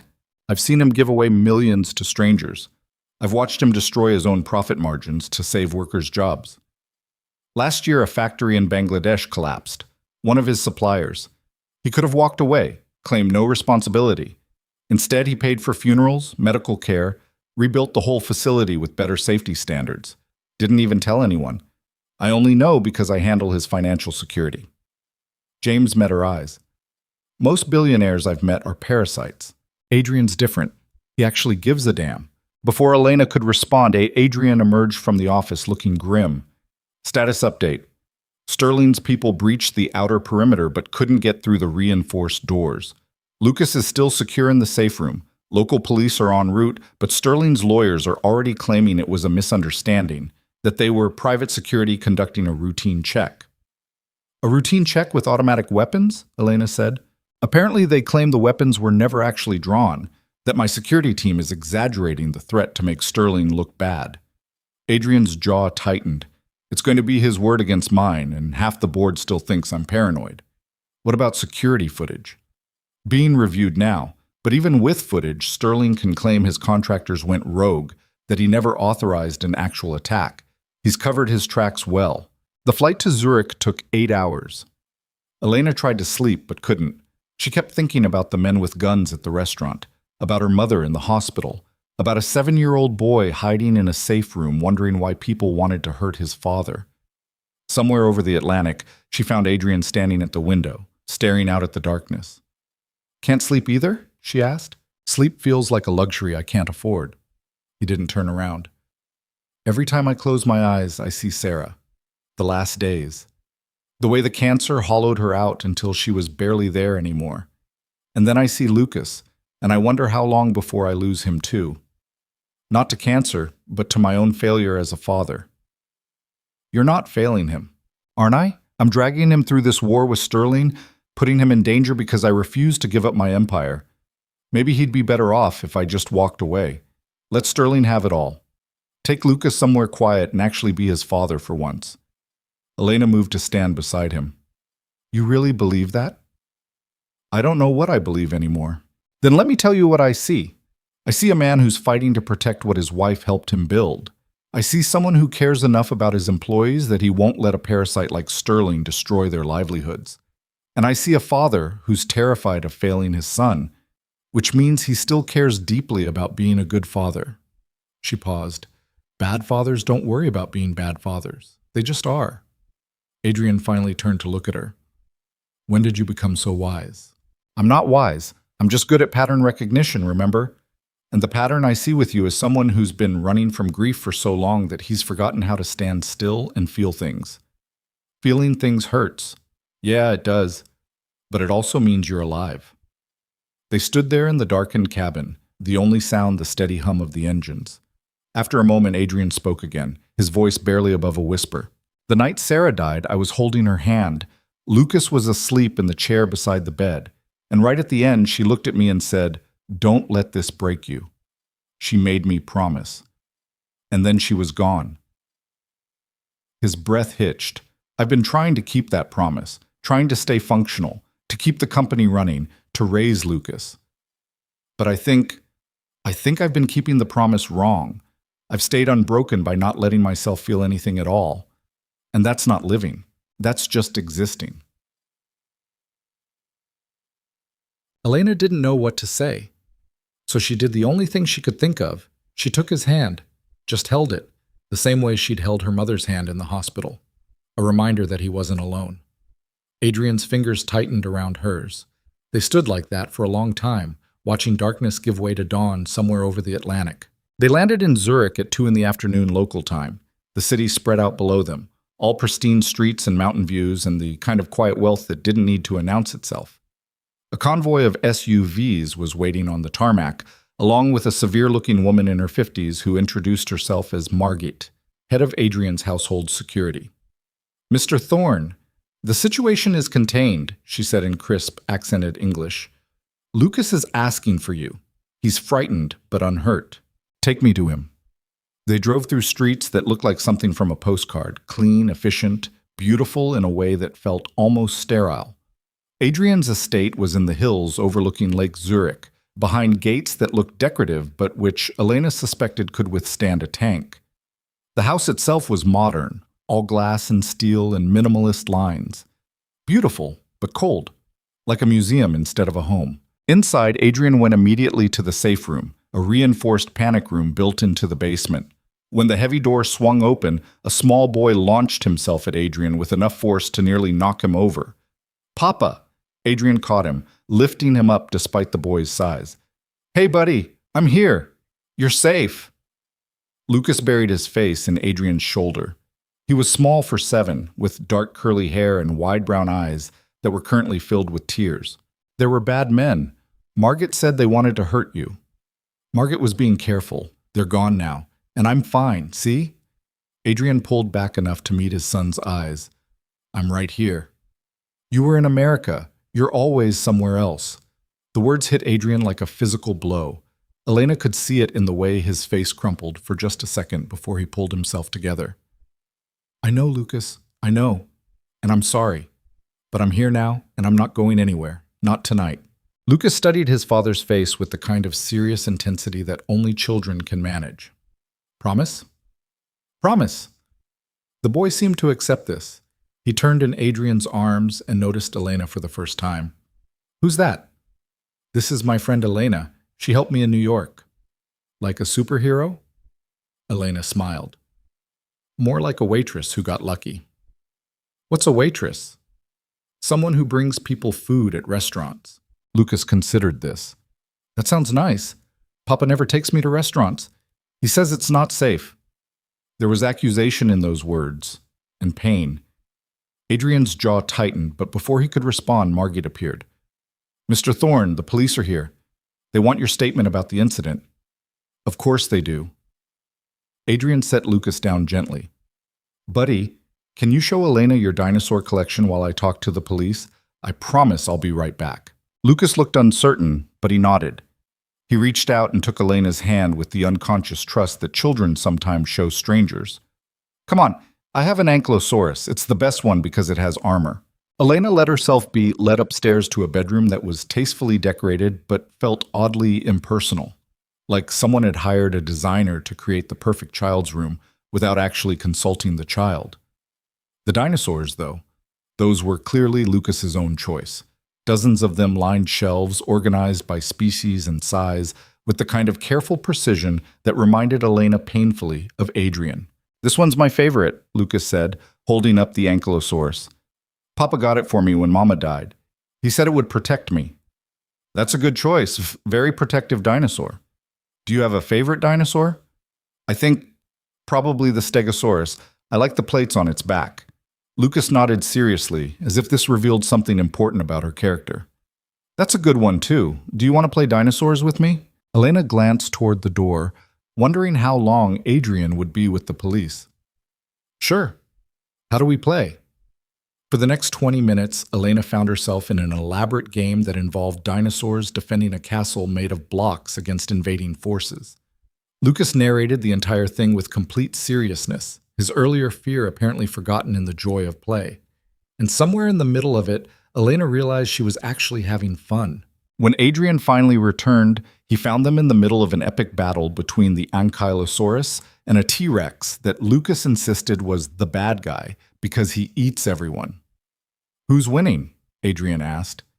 The Ankylosaurus, Lucas said proudly. He always wins because he's the best at defending. Of course he is. Adrian crouched down beside them. Hey, Lucas, can I borrow Elena for a minute? We need to talk about some grown-up stuff. Lucas's face fell. Are you leaving again? No, I'm staying right here, in this house, tonight and tomorrow and the day after that.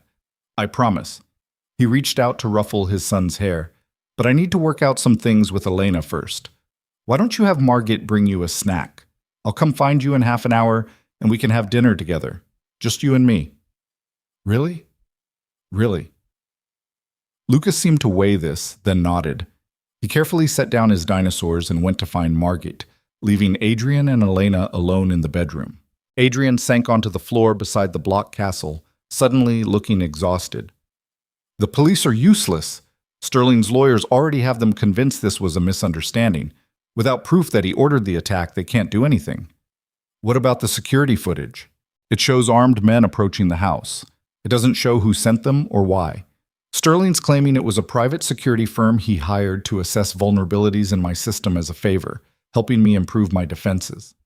That's insane. That's also impossible to disprove unless one of those men testifies against him. And they won't. Sterling pays too well. Elena picked up the ankylosaurus Lucas had been playing with, turning it over in her hands. So what now? Now we dig deeper, find something else. There has to be a connection we're missing, something that proves Sterling's orchestrating all of this. Adrian rubbed his face. But I also need to keep Lucas safe, which means maybe you were right earlier. Maybe I should just walk away, take my son and disappear, let Sterling have the empire. You don't mean that, don't I? Look at what this is doing to Lucas. He's 7 years old and he's hiding in safe rooms while armed men try to break into his house. What kind of life is that? It's a life where his father is fighting for something important, fighting against someone who wants to destroy everything you've built.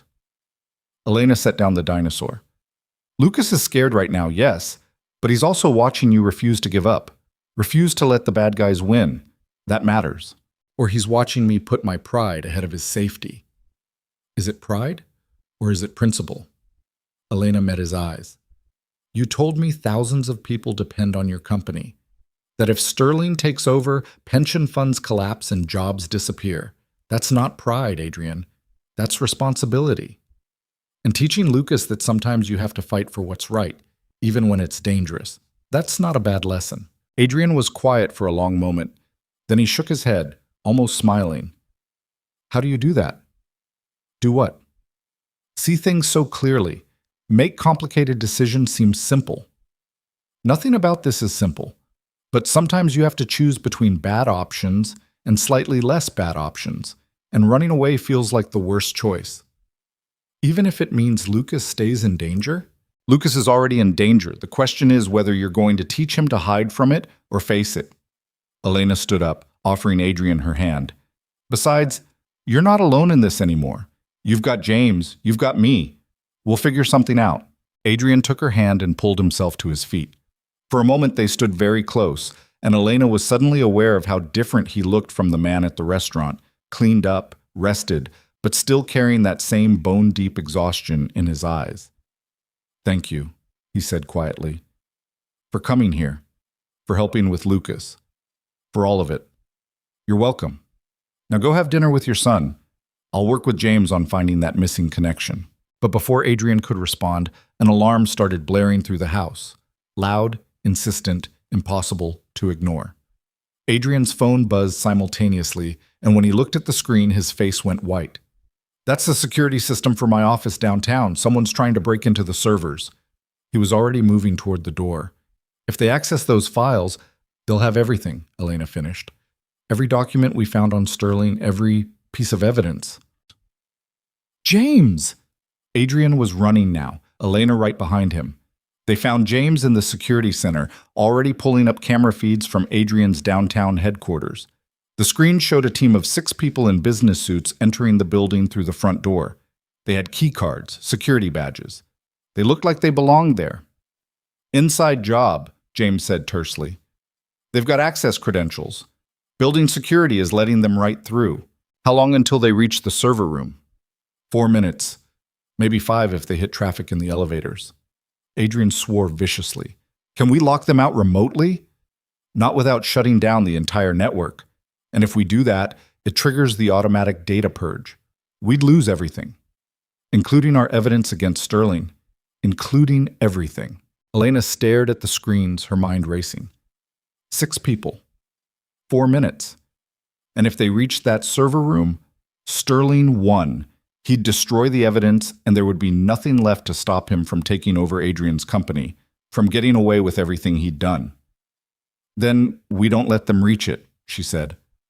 Both men turned to look at her. "How?" Adrian demanded. "We're 20 minutes away. Even if we left right now, you have employees in that building, right? People who work late?" "Yes, but then call them. Tell them there's an emergency, a fire drill, a gas leak, whatever. Get everyone out of the building and trigger the evacuation protocol. That'll lock down the elevators and seal the server room automatically." James and Adrian exchanged a look. Then Adrian grabbed his phone. "Margaret, I need you to call building security at the downtown office. Tell them to initiate an immediate evacuation. Full protocol. Emergency lockdown." He listened for a second. "I don't care what reason you give them. Say there's a bomb threat if you have to. Just get it done now." On the screens, the 6 people in suits were at the elevators, waiting, looking calm and professional and utterly convinced they were about to get away with corporate espionage. Then alarms started blaring in the building, the elevator lights flashed red, and the 6 people suddenly looked a lot less calm. "Lockdown initiated," James reported. "Elevators frozen, server rooms sealed. They're not getting in." Adrian let out a breath he'd apparently been holding for the past 30 seconds. Then he pulled up another screen, the building's security system. "I'm flagging their credentials as compromised. Building security will detain them for questioning." "Will they, though?" Elena asked. "If Sterling's got people inside your companies, then we make sure the right people are asking the questions." Adrian was already dialing another number. "Catherine?" "Yes, it's Adrian Thorne. I need a favor. Your husband still works for the Swiss Federal Police?" A pause. "Good.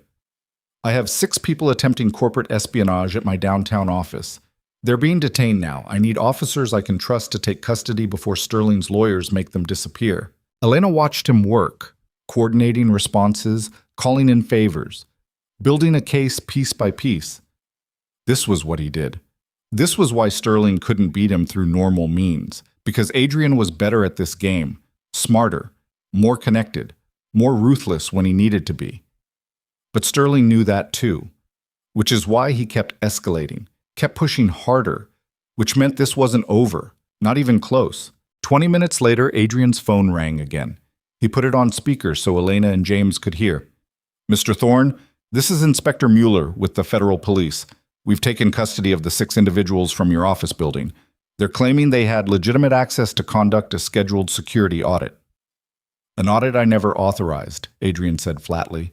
Check their credentials against our official vendor list. You'll find they don't match any approved contractors.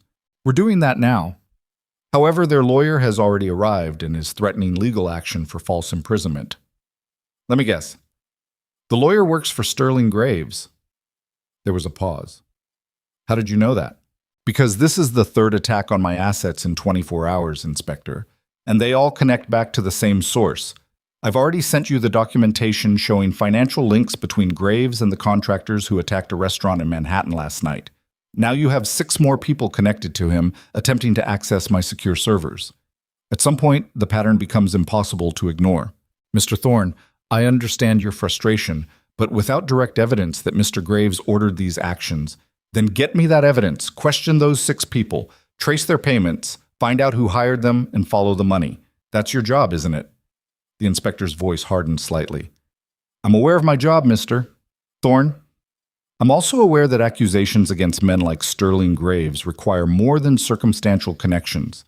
They require proof that would stand up in court. Then I'll get you that proof. Adrian ended the call before the inspector could respond. He stood there for a moment, his jaw working, hands clenched into fists at his sides.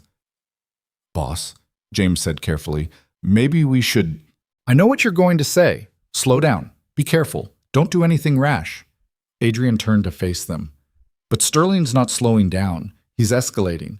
And every hour we spend trying to build a perfect legal case is another hour he uses to destroy what's left of my credibility and gut my company from the inside. So what do you want to do? Elena asked. Adrian was quiet for a long moment, staring at the screen showing his downtown office building. Then his expression changed, hardened. I want to stop playing defense. I want to hit him where it hurts. He pulled up a file on one of the monitors. James, remember that property deal Sterling's been working on? The development project in Singapore? The luxury resort? Yeah, what about it? It's his flagship project. He's been telling investors it's going to revolutionize high-end tourism in Southeast Asia.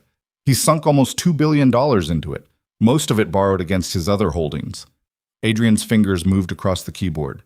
What if someone were to discover that the environmental impact studies were falsified, that the land rights are contested, that the whole project is built on fraud?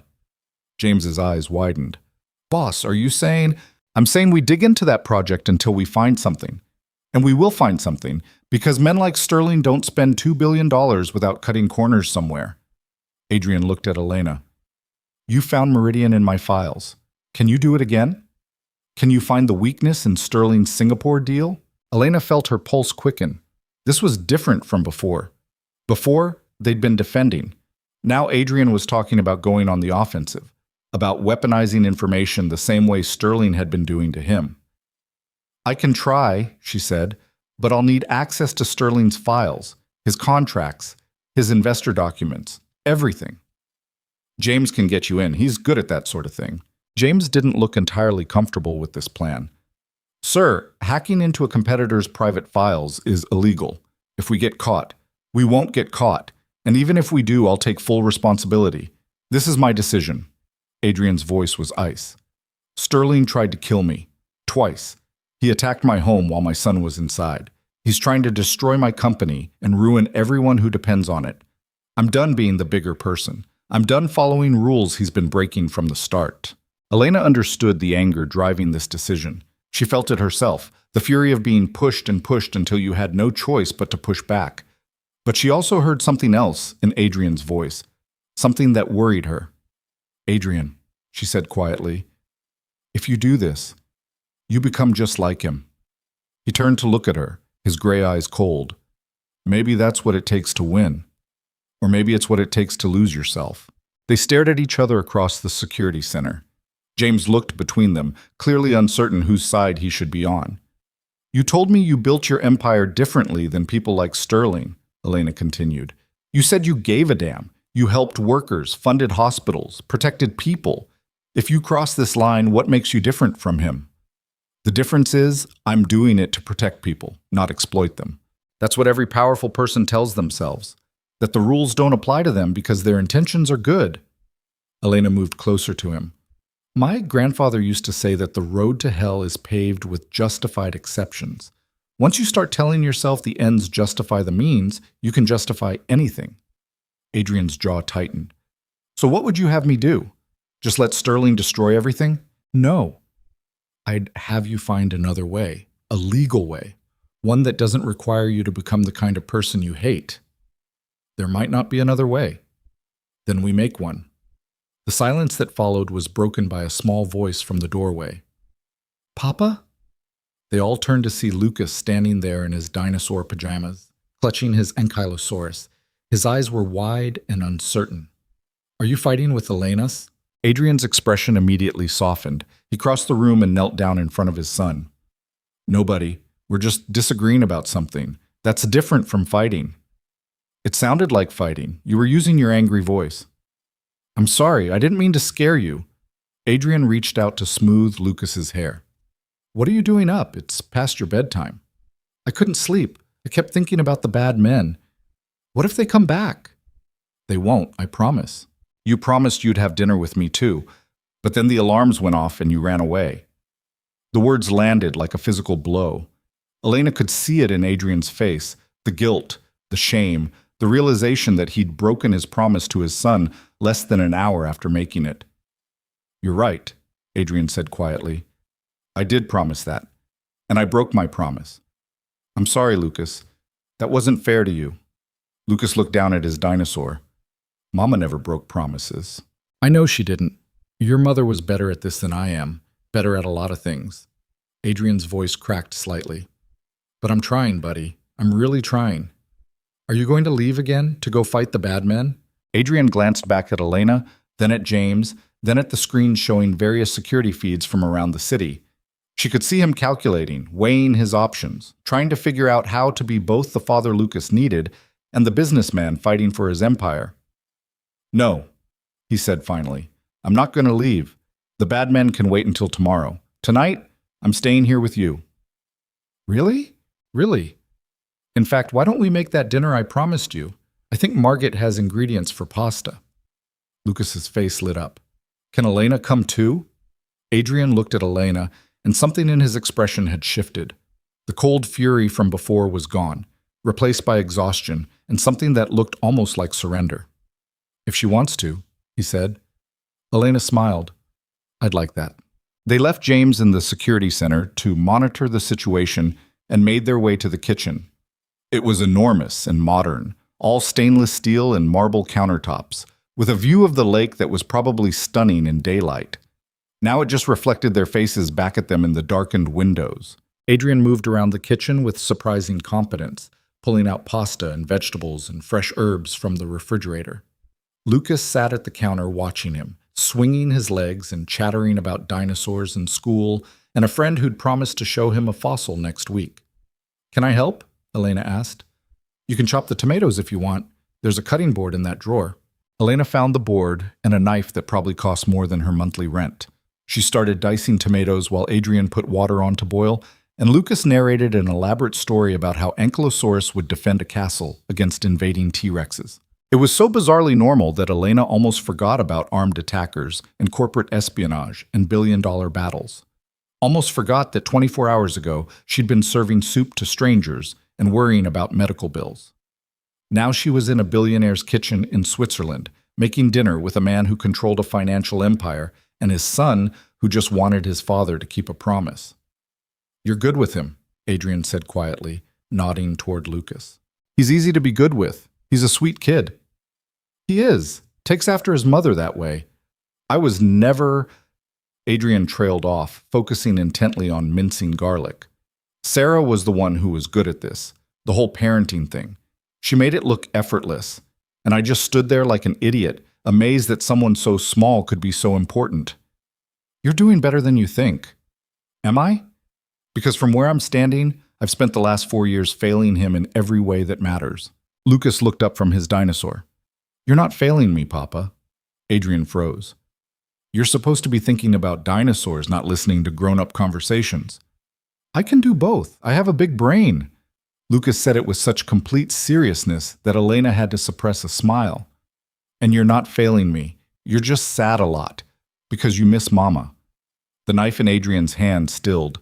He stood there for a moment, his back to his son, his shoulders tense. Yeah, he said finally, his voice rough. I do miss her. Every single day. Me too. But she's not coming back, so we have to be okay without her. That's what my teacher says. Your teacher is very smart. She says when people die, they leave pieces of themselves behind, like memories and things they taught us. And as long as we remember those pieces, they're not really gone. Adrian turned around and Elena saw tears in his eyes that he was clearly trying to control. What pieces did Mama leave you? Lucas thought about this seriously. She taught me how to be brave, and how to say sorry when I'm wrong, and how to make hot chocolate with the little marshmallows. He paused. What pieces did she leave you? Adrian had to clear his throat twice before he could answer. She taught me that money doesn't matter as much as people do, that kindness is more important than winning, and that love is worth the risk even when you know it might hurt. Those are good pieces. Yeah, they are. Lucas slid off his stool and walked over to hug his father around the waist. Adrian knelt down and pulled him close, and Elena had to look away because the moment felt too private for her to witness. She focused on dicing tomatoes, giving them space. When she glanced back a minute later, Adrian was wiping his eyes with the back of his hand while Lucas showed him how the ankylosaurus's tail could knock over a pepper grinder. They ate dinner at the counter because the formal dining room felt too big and empty. The pasta was simple but good, and Lucas kept up a steady stream of conversation about everything and nothing. Elena found herself laughing at his jokes, answering his rapid-fire questions about New York and dinosaurs and whether she'd ever seen a real stegosaurus. They've been dead for millions of years, she explained gently. I know that. I'm not a baby. But maybe you saw the bones in a museum. I haven't, actually, but I'd like to. Papa can take us. He has lots of money so we can go to any museum we want. Adrian smiled tiredly. Maybe when things calm down a bit, we could do that. You always say that. When things calm down. But things never calm down. The observation was delivered without malice, just simple fact, and it clearly hit Adrian hard. You're right, he said. I do say that a lot, don't I? Lucas nodded seriously. Well, how about this? Next week, you and I are going to the Natural History Museum in Zurich. Just the two of us. No phones, no work emergencies, no excuses. Deal? What if the bad men come back? Then James will handle them. That's his job. My job is to be your dad. Lucas studied his father's face, clearly trying to determine if this was another promise that would be broken. Then he stuck out his hand solemnly. Deal! They shook on it, and Elena felt something tight in her chest loosen slightly. Maybe Adrian was capable of change. Maybe he could learn to balance his empire with his son. Maybe there was hope here. After dinner, Adrian carried a sleepy Lucas upstairs to bed. Elena started cleaning the kitchen, but Margaret appeared and shooed her away with disapproving efficiency.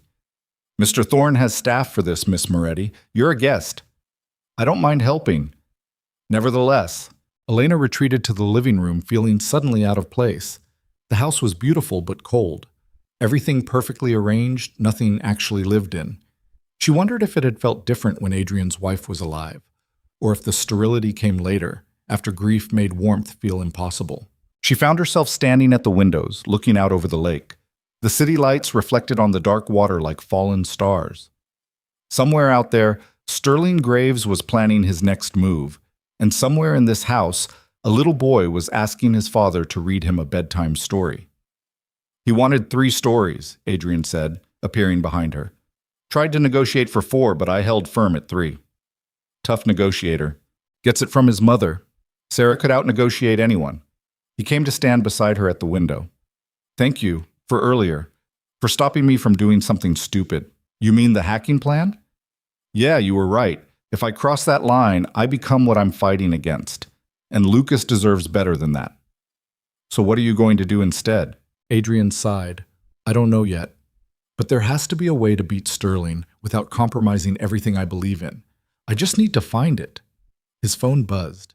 He glanced at it, and his expression darkened. What is it? Sterling just released another statement. He's calling for a formal investigation into my mental fitness. Says my erratic behavior and paranoid accusations prove I'm a danger to shareholders and employees. Adrian's jaw tightened. He's good. I'll give him that. Every move he makes looks reasonable on the surface. Concerned colleague trying to help a troubled friend. Meanwhile, he's systematically destroying everything I've built. There has to be something we can use against him, something that proves he's behind the attacks. We've been looking for 3 years, Elena. If there was obvious proof, we would have found it by now. Then we look at the non-obvious places. Elena turned away from the window. You said Sterling's been working on that Singapore resort project. What if the weakness isn't in the resort itself? What if it's in how he's financing it? What do you mean? You said he borrowed against his other holdings, which means he had to provide collateral, right? Assets that prove he can cover the loans if the project fails? Yes, standard procedure for that kind of borrowing. So what if those assets are overvalued? What if he's been inflating their worth on paper to secure bigger loans than he could actually cover? Elena started pacing, her mind racing. It's not hacking if we're just looking at publicly available financial records, corporate filings, stock valuations, property assessments, all legal, all accessible. Adrian was staring at her. You think he's committing securities fraud? I think someone who's desperate enough to hire armed attackers is probably desperate enough to lie about his financial position. And if he's over-leveraged, if he's borrowed billions against assets that aren't worth what he claims, then the whole house of cards could collapse. That would take weeks to verify, maybe months, or it would take one phone call to the right person. Elena met his eyes. You said Catherine Walsh controls a pension fund, which means she has forensic accountants on staff whose entire job is spotting fraudulent valuations. What if you asked her to take a look at Sterling's Singapore collateral, purely as a favor? Purely because you're concerned about the stability of the market. A slow smile spread across Adrian's face. That's brilliant. It's just pattern recognition. Sterling's been aggressive because he's desperate. People get desperate when they're overextended. It's basic human psychology. Where did you learn to think like this? I told you. My grandfather's puzzles. He taught me to look for what's missing instead of what's there. Sterling's been showing us all his moves, the attacks, the board meetings, the media campaigns, but what hasn't he shown us? His actual financial position. Why? Because it's the one thing he can't fake. Adrian pulled out his phone and dialed. Catherine, it's Adrian. I'm sorry to call so late, but I need your help with something. While he talked, Elena wandered back to the windows. She could see her reflection in the glass, a tired woman in borrowed clothes, standing in a billionaire's mansion in Switzerland. 24 hours ago, this would have been unimaginable. Now it felt almost normal. The human brain was remarkably adaptable. She's going to look into it, Adrian said, ending the call. She agrees that Sterling's been acting erratically, and she has concerns about market stability if his Singapore project is built on shaky ground. Her team will start reviewing publicly available documents first thing tomorrow. And if they find something, then we have him. Securities fraud is a federal crime in multiple jurisdictions. The evidence would be solid enough to hold up in court. Sterling wouldn't be able to lawyer his way out of it. Elena nodded, but something was nagging at her. It feels too easy. Easy? We've been fighting this man for 3 years. Exactly. 3 years and he's stayed ahead of you the whole time. He's smart, careful. What if he's already covered this angle? What if his financials are clean? Then we're back where we started, but at least we tried. Elena wasn't convinced, but she didn't push it. Maybe she was being paranoid. Maybe Sterling really had been sloppy with his finances. Maybe for once things would actually work in their favor. James appeared in the doorway. Boss, we've got movement. 3 cars just passed through the outer security perimeter. High-end sedans, tinted windows. They're heading toward the house. Adrian's hand went to his phone. Who authorized them through? Nobody. The guards at the gate are claiming they have credentials from your office. I never issued credentials to anyone tonight. Adrian was already moving toward the security center. Lock down the house. Get Lucas to the safe room. Now. But before James could respond, the lights went out. Complete darkness. No emergency backup, no dim safety lights, nothing. Elena felt her heart slam against her ribs. Generator should have kicked in, James said, his voice tense. Someone cut the power at the source. Elena heard movement around her, the sound of guns being drawn. Her eyes struggled to adjust to the darkness. Stay close to me, Adrian said, his hand finding her arm. James, get Lucas. Margaret, Activate the panic protocol. Already on it, sir. Margaret's voice came from somewhere to the left. Then from outside came the sound of breaking glass. Not close, but not far enough away. Someone was coming in through the ground floor windows. They're inside, James said flatly. 6, maybe 8 hostiles. Military formation. How can you tell? Because I trained with men who move like that. These aren't rent-a-cops, boss. These are professionals. Adrian swore viciously. Sterling sent a hit squad to my house while my son is sleeping upstairs. We need to get you and Lucas out. There's an emergency exit through the basement that leads to the I know where it leads, but I'm not running from my own home. Adrian's voice was ice cold. Margaret, you take Lucas and Elena through the basement. Get them to the safe house across the lake. James and I will hold them off. Adrian, no, Elena started. This isn't a discussion. You're a civilian. You shouldn't even be here. And Lucas needs someone with him who isn't armed and planning to shoot people. That's you. I'm not leaving you to… Elena. His hand tightened on her arm. Please. I can't fight them and worry about you at the same time. I need to know you and Lucas are safe. Can you do that for me? She wanted to argue. Wanted to tell him this was insane, that they should all run, that fighting a professional hit squad was suicide. But she heard the desperation in his voice and understood that this wasn't about pride or stubbornness. This was about a father protecting his son the only way he knew how. Okay, she whispered. Okay, I'll get him out. Thank you. Margaret appeared beside them, holding a flashlight. This way, Miss Moretti, quickly. They moved through the darkened house, Margaret leading them with the kind of calm efficiency that suggested she'd planned for exactly this scenario. Behind them, Elena heard voices. Sterling's men spreading through the house, checking rooms. They weren't even trying to be quiet. They knew the power was out. They knew Adrian was trapped. They reached Lucas's bedroom to find the boy sitting up in bed, his eyes wide with fear. Papa! Your father sent me to keep you safe, Margit said gently. We're going on an adventure. Can you be very brave and very quiet? Lucas nodded, clutching his ankylosaurus. Elena scooped him up, and he wrapped his arms and legs around her like a monkey. Where's Papa? He whispered into her ear. He's making sure the bad men don't follow us. He'll come find us soon. I promise. It was a promise she had no authority to make, but Lucas needed to hear it. They made their way to the basement through a series of hallways that Margit navigated without hesitation. Behind them, Elena heard a gunshot, then another, then a whole volley of them, the sound echoing through the house like thunder. Lucas flinched against her shoulder. Papa, he whimpered. He's okay. He has James with him. James is very good at protecting people. She had no idea if that was true. For all she knew, Adrian was already dead. Sterling's men were professionals. Adrian and James were just 2 people against 6 or 8 armed attackers. They reached a hidden door in the basement that Margit opened with a keycard. Behind it was a tunnel, concrete walls, LED strips providing dim lighting from some kind of battery backup system. The tunnel stretched ahead into darkness. This leads to a boathouse on the other side of the lake, Margit explained. There's a boat waiting, 20 minutes to the safe house. They started walking, moving as quickly as they could while Elena carried Lucas. Behind them, the sounds of gunfire continued. Elena tried not to think about what was happening back there. Tried not to imagine Adrian bleeding out on the floor of his own home. Halfway through the tunnel, Lucas spoke quietly against her shoulder. Is Papa going to die like Mama did? The question hit Elena like a physical blow. No, sweetheart. Your Papa is very smart and very strong. He's going to be fine. Mama was smart and strong too, but she died anyway. Elena didn't have an answer for that. Because he was right. Sometimes being smart and strong wasn't enough. Sometimes bad things happened to good people, and there was nothing anyone could do to stop it.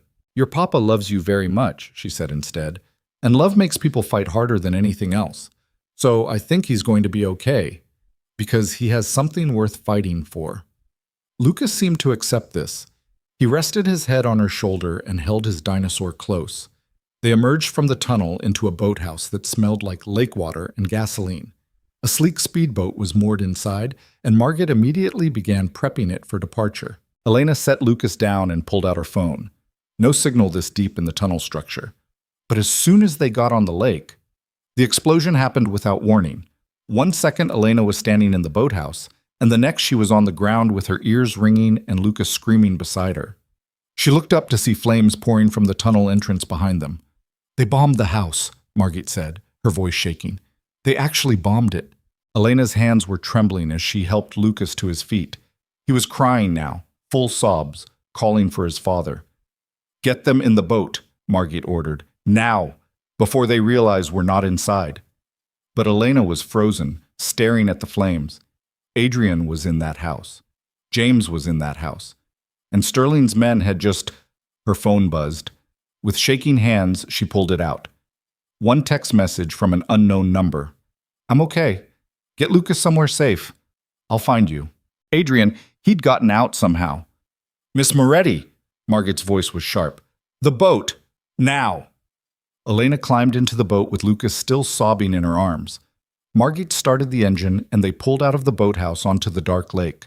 Behind them, flames lit up the hillside where Adrian's house had been. Lucas had finally stopped crying. He just stared at the fire with empty eyes, holding his ankylosaurus. "I want my papa," he whispered. "I know, baby. I know."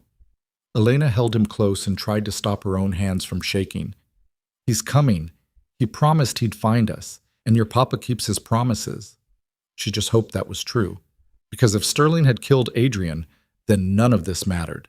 The evidence, the investigations, the careful plans.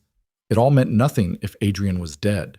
The boat cut through dark water toward an uncertain destination, carrying a traumatized child, a frightened woman, and the last fragile hope that maybe, somehow, this nightmare would end without destroying everything and everyone they cared about. Behind them, Adrian Thorne's house burned like a funeral pyre, and Sterling Graves was probably already preparing his next statement about the tragic accident that had befallen his troubled competitor. But somewhere in the darkness, if Elena let herself believe, Adrian was still alive, still fighting, still refusing to give up. And that had to be enough to keep going. The safe house turned out to be a modest apartment above a bakery on the opposite side of the lake, the kind of place you'd walk past without a second glance. Margit had keys and security codes, and within minutes they were inside with the doors locked and curtains drawn. Lucas hadn't spoken since they'd left the burning house behind. He just sat on the couch, clutching his ankylosaurus, staring at nothing. Elena's phone buzzed again. Another text from the unknown number. "Alive, James 2. Heading to you now. ETA 30 minutes. She nearly collapsed with relief. Lucas looked up at her, his eyes red from crying. "Is that Papa?" "Yes. He's okay. He's coming here." The boy's lower lip trembled. "You're not lying?" "I'm not lying. I promise." Lucas nodded slowly, then returned to staring at the wall. Elena sat beside him and put her arm around his shoulders. He leaned into her without saying anything, and they sat like that in silence while Margit made phone calls in rapid German that Elena couldn't follow. 28 minutes later, there was a coded knock at the door. Margit checked the security camera, then opened it to reveal Adrian and James. They looked like they'd been through a war. Adrian's shirt was torn and streaked with soot. James had a cut above his eyebrow that was still bleeding, and both of them moved like every muscle hurt. Lucas launched himself off the couch and crashed into his father hard enough to nearly knock him over. "Papa! Papa! I thought you were dead!" Adrian dropped to his knees and wrapped his arms around his son, his face crumpling in a way Elena had never seen before. "I'm here, buddy. I'm here. I'm so sorry. I'm so sorry."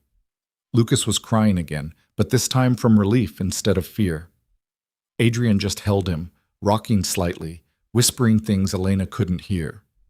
James moved past them to talk quietly with Margit, and Elena found herself standing awkwardly in the middle of the small apartment, unsure where she fit in this moment. After a few minutes, Lucas pulled back enough to look at his father's face. "Our house exploded." "I know. All my dinosaurs were in there. We'll get you new ones, better ones." "I don't want new ones. I want the ones Mama gave me." His voice broke on the last word. Adrian's eyes closed briefly. "I know, Lucas, I know, and I'm sorry. This is my fault, all of it. It's the bad man's fault, Mr. Sterling." "Yes, him too." Adrian wiped his son's face with his thumb. "But I should have protected you better. Should have seen this coming. You saved me, though. You and Elena and Margit. You got me out. Barely. Adrian looked up at Elena, and the gratitude in his eyes was almost painful to see. If Elena hadn't been there, but I was there, Elena said quietly, and we're all okay. That's what matters. James cleared his throat.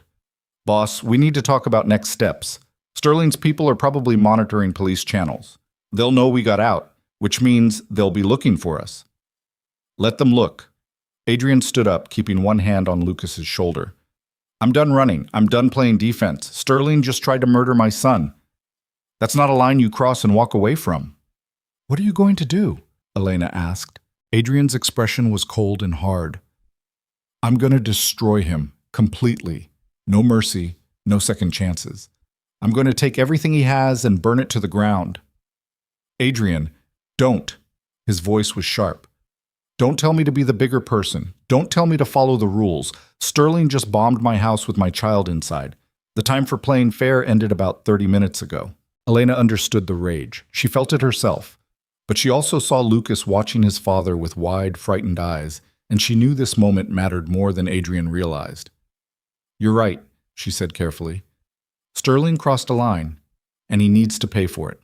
But there's a difference between justice and revenge. One of them makes you stronger, the other one just makes you angrier. Maybe I want to be angry. Maybe you do. But is that what you want Lucas to see? His father becoming the kind of man who fights brutality with brutality? Adrian looked down at his son. Lucas was still holding onto his hand, still watching him with those two serious eyes that had already seen too much. What do you want me to do, Elena? Just let him get away with this? No. I want you to beat him the right way, with evidence and law and the truth.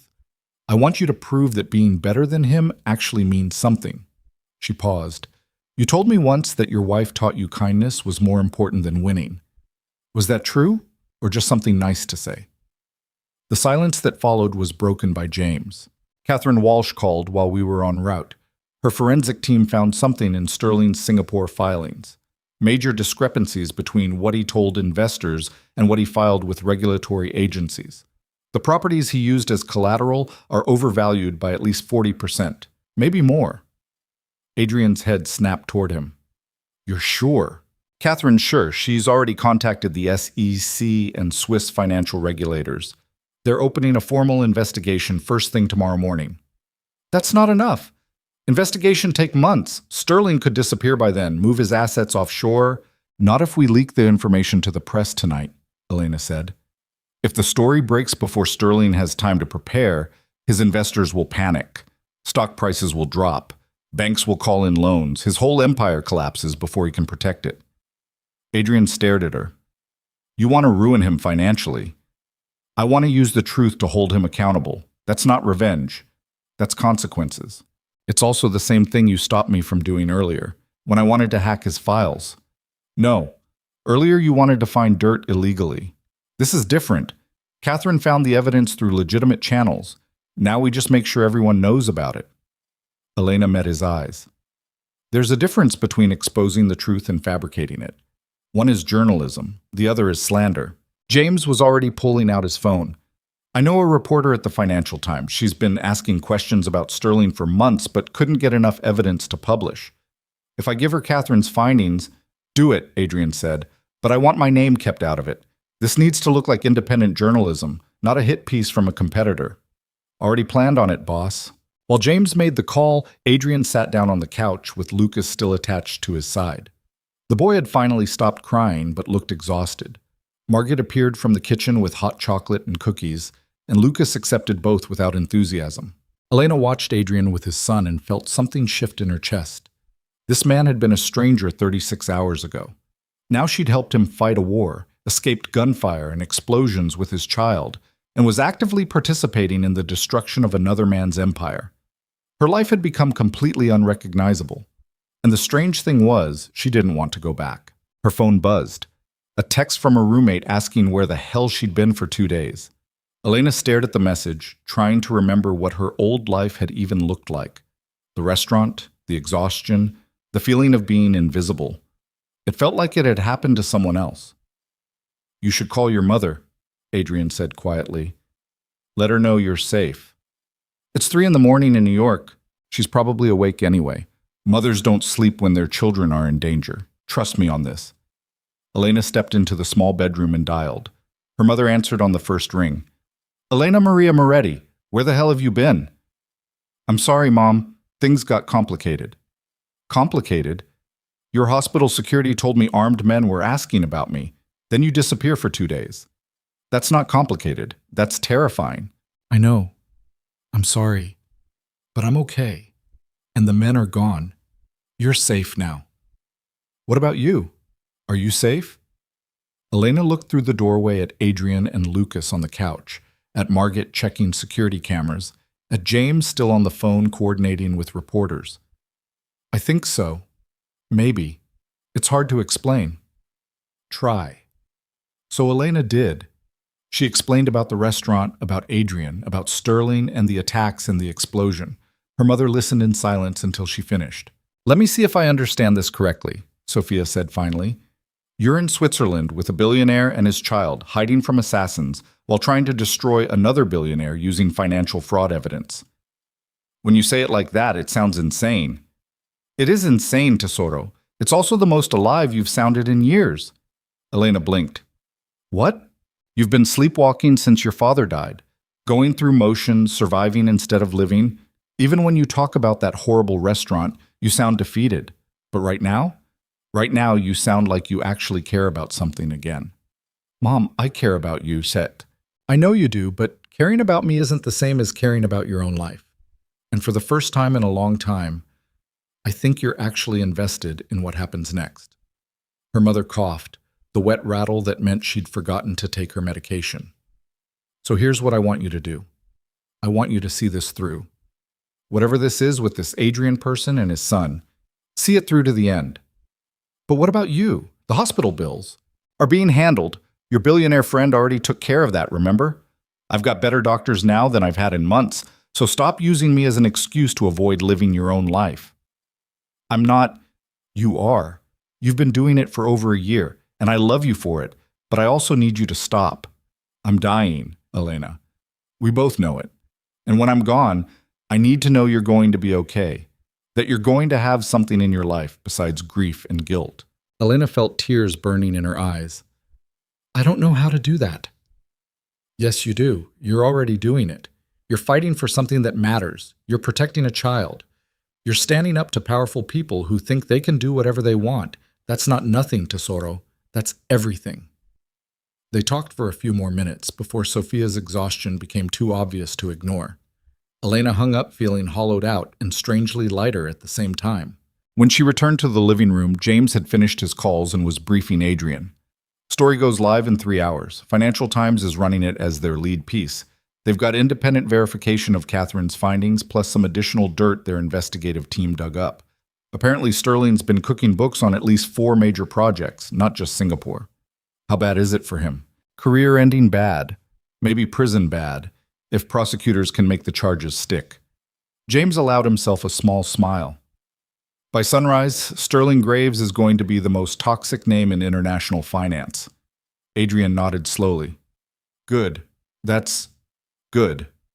But he didn't sound satisfied. He sounded tired. Lucas had fallen asleep against his shoulder, the hot chocolate forgotten on the table. You should rest too, Elena said. You look like you're about to collapse. I'm fine. You're not fine. None of us are fine. We just survived an explosion and a hit squad. She sat down on the other side of him. It's okay to admit you're exhausted. Adrian looked at her, and the vulnerability in his expression took her breath away.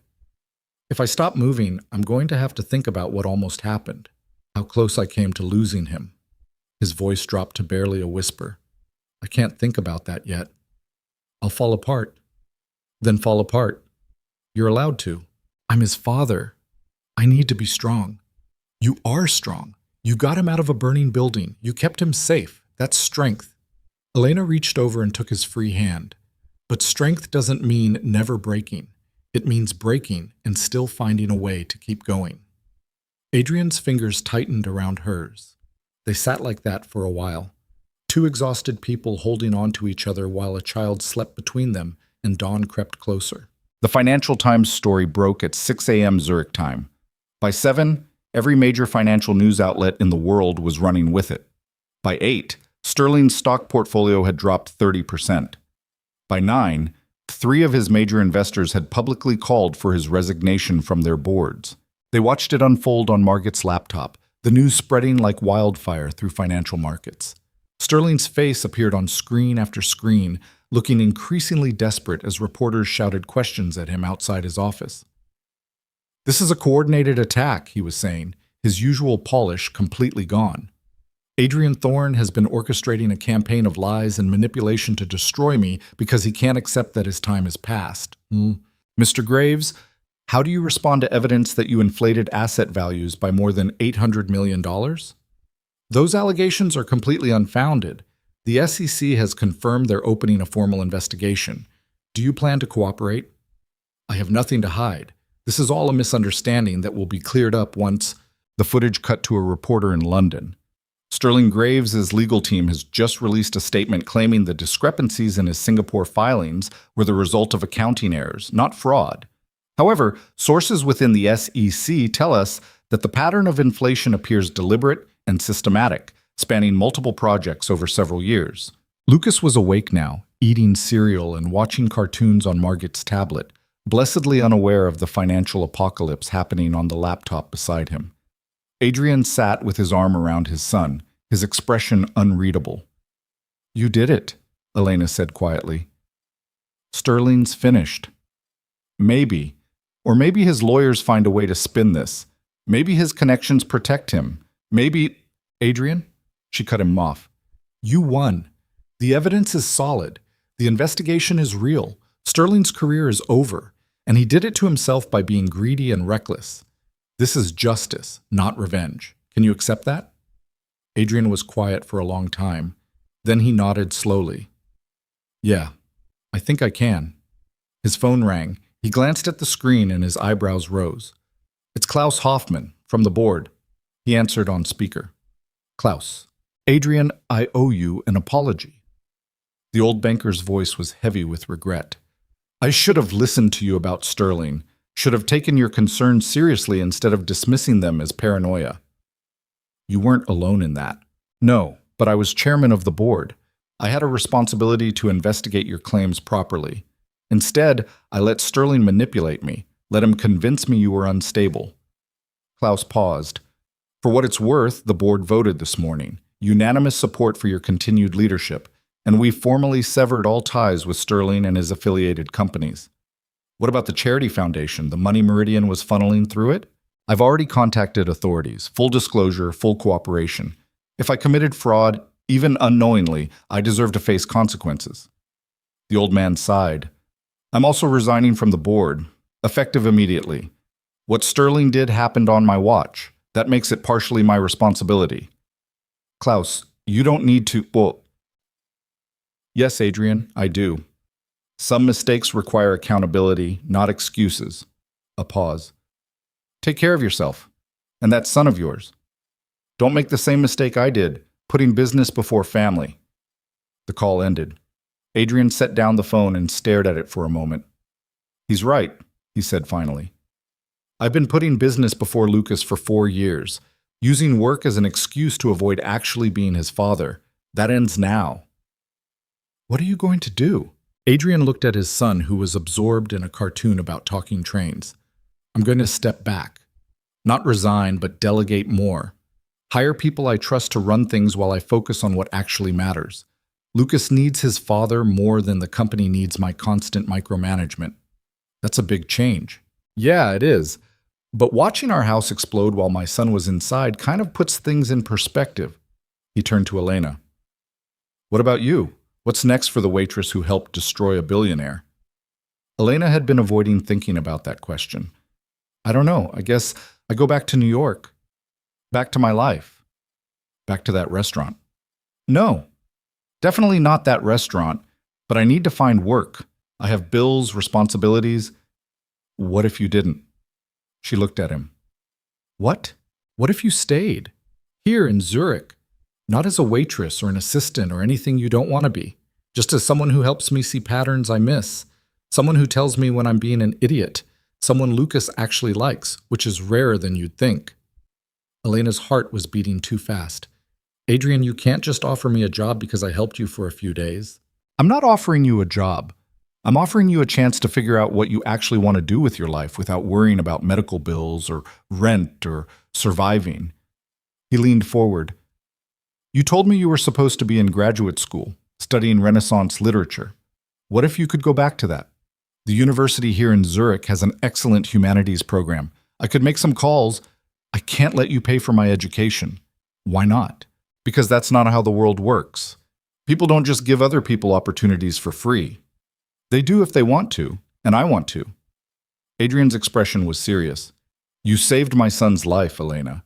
You helped me see clearly when I was too angry to think straight. You found connections my investigators missed. That's worth something. That's worth a lot. I didn't do any of that expecting payment. I know. That's exactly why I want to help you. He paused. Look, I'm not good at this, the whole emotional vulnerability thing.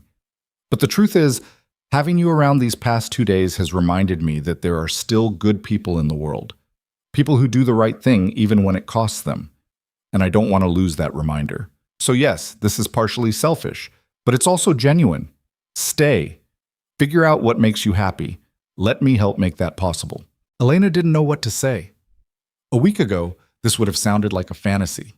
Now it just sounded terrifying, because accepting meant admitting her old life was over, meant choosing to move forward instead of just surviving. I need to think about it, she said finally. Fair enough.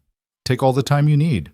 Over the next week, Sterling's empire continued to collapse in spectacular fashion. The SEC investigation expanded to include multiple projects. 3 banks called in loans he couldn't cover. His investors fled like rats from a sinking ship. By day 5, Sterling Graves had filed for bankruptcy protection and was facing criminal charges in 2 countries. Adrian watched it all from the safe house, then from a hotel suite, then finally from a new house he'd purchased in the suburbs of Zurich, something smaller than the destroyed estate, something that felt more like a home than a fortress. Lucas adjusted with the resilience of children. He mourned his lost dinosaurs for exactly 1 day, then got excited about picking out new ones with Margaret.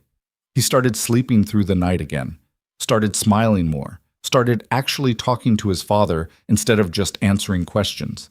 And Elena watched all of it while trying to figure out what the hell she was supposed to do with her life. Her mother called every day. The new treatments were working better than the old ones. She had more energy, less pain. The doctors were cautiously optimistic, which in cancer terms meant maybe she had months instead of weeks.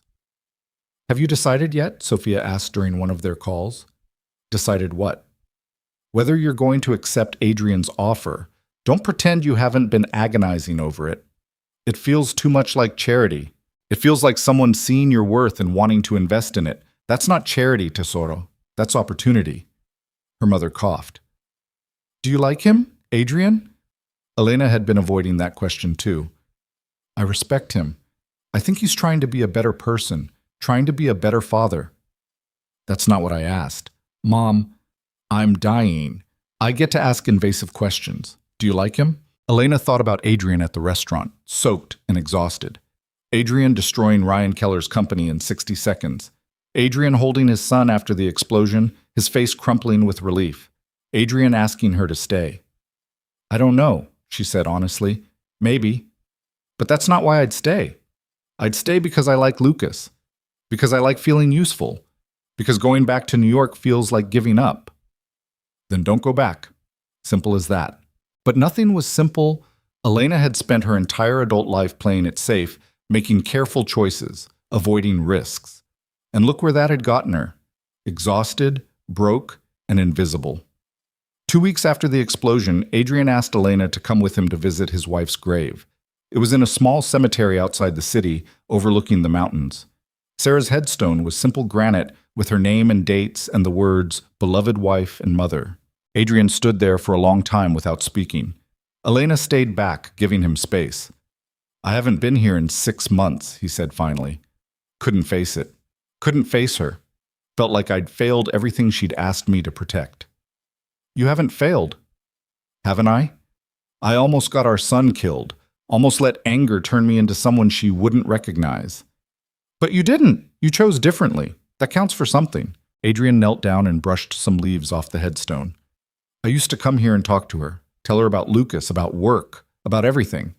Then one day I just stopped, because talking to her meant admitting she was really gone, and I wasn't ready for that. Are you ready now? I don't know. Maybe. He touched the stone gently. Sarah, this is Elena. She saved our son. Saved me too, in a different way. I think you would have liked her. She's stubborn and smart, and she doesn't let me get away with anything. Elena felt her throat tighten. I'm trying to do better, Adrian continued, his voice rough, trying to be the father Lucas needs, the man you believed I could be. I don't know if I'm succeeding, but I'm trying. That has to count for something, right? He stayed kneeling there for a few more minutes, then stood up and turned to Elena. Thank you for coming with me. Of course. They walked back to the car in silence. Halfway there, Adrian spoke again. I meant what I said about wanting you to stay, but I need you to know it's not because I'm trying to replace Sarah. Nobody could replace her. This is about moving forward, about building something new instead of just protecting what's left of the past. I know. And I need you to know that whatever you decide, I'll respect it. If you want to go back to New York, I'll help you get settled. If you want to stay, but just as friends, that works too. There's no pressure here, just possibility. Elena looked at him, this complicated, damaged man who spoke her grandfather's language and who'd given her mother the medical care that might buy her a few more months, who'd trusted her when he trusted almost nobody, who'd let her see him fall apart and put himself back together. I want to stay, she said. Not because of you, not because of Lucas, but because I'm tired of playing it safe, tired of being invisible, tired of letting fear make all my decisions. Adrian smiled. Those are good reasons. They're selfish reasons. The best reasons usually are. 3 months later, Elena enrolled in the graduate program at the University of Zurich. She moved into a small apartment near campus that Adrian helped her find, but that she paid for herself with money from a consulting position with his company. Real work, real pay, reviewing contracts for linguistic precision, and spotting the kind of patterns that most people missed. Lucas started calling her Aunt Elena. Adrian took him to the Natural History Museum like he'd promised, then kept taking him every Sunday. They developed routines, movie nights on Fridays, hiking in the mountains on weekends when the weather was good, dinners where everyone actually sat together and talked instead of staring at screens. Sterling Graves was convicted on 14 counts of securities fraud. He got 12 years in a federal prison and was ordered to pay restitution that would bankrupt him even after he served his sentence. The man who'd tried to kill Adrian, who'd bombed his house, who'd terrorized a 7-year-old child, was finally held accountable. And Elena watched it all happen while building a new life that looked nothing like what she'd planned, but felt more right than anything she'd done before. Her mother died 4 months after Elena moved to Zurich, peacefully, in her sleep, with Elena holding her hand. The cancer had finally won, but the experimental treatments had bought her time. Time to see her daughter happy. Time to stop worrying. You did good, Tesoro, she'd whispered during one of their last conversations. You chose to live instead of just surviving. I'm proud of you. Elena mourned her mother the way you mourned someone you knew was leaving. With sadness, yes, but also with gratitude for the time they'd had. And when the grief threatened to swallow her whole, she had Adrian and Lucas there to remind her she wasn't alone. 6 months after the explosion, Adrian and Elena took Lucas back to New York. Not to the restaurant that had closed down after Roberta was fired for embezzlement, but to Central Park, to the spot near Bethesda Fountain where Adrian had danced with his wife years before. This is where your mother taught me that joy was worth the risk, Adrian told Lucas, even when you know it might hurt someday, even when you know nothing lasts forever. Lucas studied the fountain seriously. Was she a good dancer? Terrible, absolutely awful, but she didn't care. She just wanted to be happy. Adrian looked at Elena. That's a lesson I'm still learning. Me too, Elena said. They stood there together, watching street musicians play jazz and tourists take photos, and the world spin on like it always did. And Elena thought about the night she'd served soup to a stranger in a rainstorm, how she'd had no idea that one moment of kindness would lead her here, how you could never predict which choices would matter and which ones wouldn't. That night they had dinner at a different restaurant, a small Italian place in Brooklyn that Lucas had found on a food blog. The waitress who served them was young, maybe 22, with circles under her eyes that suggested she was working 2 jobs or putting herself through school, or both. When she brought the check, Adrian left a tip that was 5 times the bill. The waitress stared at the receipt. "Sir, I think you made a mistake." "No mistake. You were kind to my son. You made recommendations that actually suited his taste instead of just pushing expensive items. That matters." The girl's eyes filled with tears. "Thank you. You have no idea. This is going to help so much." "I think I have some idea," Adrian said gently. "Pay it forward when you can." As they left the restaurant, Lucas took both their hands, swinging between them like kids do. "Papa, was that like what Elena did for you at the other restaurant?" Adrian looked at Elena over his son's head. "Yeah, buddy, just like that." "Are you going to bring her to Switzerland too?" "I don't think she needs to come to Switzerland, but maybe we helped her night get a little easier. Sometimes that's enough." They walked through Brooklyn streets that were bright with life, and Elena thought about waitresses and billionaires and the strange paths that brought people together. She thought about her mother's words about choosing to live instead of just surviving. She thought about Adrian learning to be a father again, about Lucas learning to trust again, about herself learning that taking risks didn't always end in disaster. Sometimes you served soup to a stranger and it changed absolutely nothing. Sometimes you were kind and nobody noticed. Sometimes you did everything right and still lost. But sometimes, rarely, unexpectedly, impossibly, one moment of choosing kindness over cruelty opened doors you didn't even know existed, led you to places you couldn't have imagined, gave you a chance to become someone you'd never thought you could be. Elena Moretti had been a waitress who felt invisible. Now she was a graduate student, a consultant, a person who mattered to people who mattered to her. And the strange thing was, none of it had required her to become someone different. She'd just needed to stay true to who she'd always been, even when the world tried to convince her that kindness was weakness and compassion was foolish. 2 years later, Adrian proposed. Not with a grand gesture or a public display, but quietly, in his kitchen while they made dinner and Lucas set the table. Just a simple question about whether Elena wanted to make their accidental family official. She said yes. Not because he was rich or powerful or could give her opportunities, but because somewhere between a rainstorm in Manhattan and a new house in Zurich, they'd built something real, something worth protecting. They got married in a small ceremony with just a handful of people. James was there, of course. Margaret. A few of Adrian's actual friends, the ones who'd stuck by him during the Sterling crisis. And Lucas, who took his job as ring bearer with the same seriousness he brought to everything. "Do you take this woman to be your wife?" the officiant asked. Adrian looked at Elena, really looked at her, the way he'd looked at her in that corner booth when he'd spoken her grandfather's language, like she was a person worth seeing. "I do," he said. And Elena, who'd once been invisible, who'd once measured her worth in tips and medical bills, who'd once thought kindness was a luxury she couldn't afford, looked back at the man who'd been a stranger in a rainstorm and said the same thing. Because sometimes the best things in life weren't the ones you planned for, or worked toward, or even deserved. Sometimes they were just moments when you chose to be kind and the universe surprised you by being kind back. Sometimes you served soup to a stranger, and the stranger turned out to be the beginning of everything that came after. And sometimes, if you were very lucky, the scared little boy eating pasta at your counter grew up and gave a toast at your wedding, talking about how his Aunt Elena became his stepmom, and how that made him the luckiest kid in the world because now he had 2 people who loved him instead of just one. Life didn't come with guarantees. Bad things still happened to good people. Cancer still killed mothers. Powerful men still got away with terrible things sometimes. The world was still hard and unfair and cruel in 1,000 different ways.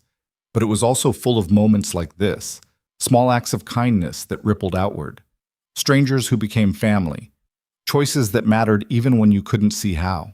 And that, Elena thought, as she danced with her new husband while Lucas tried to teach Margaret the floss, was enough. More than enough. It was everything.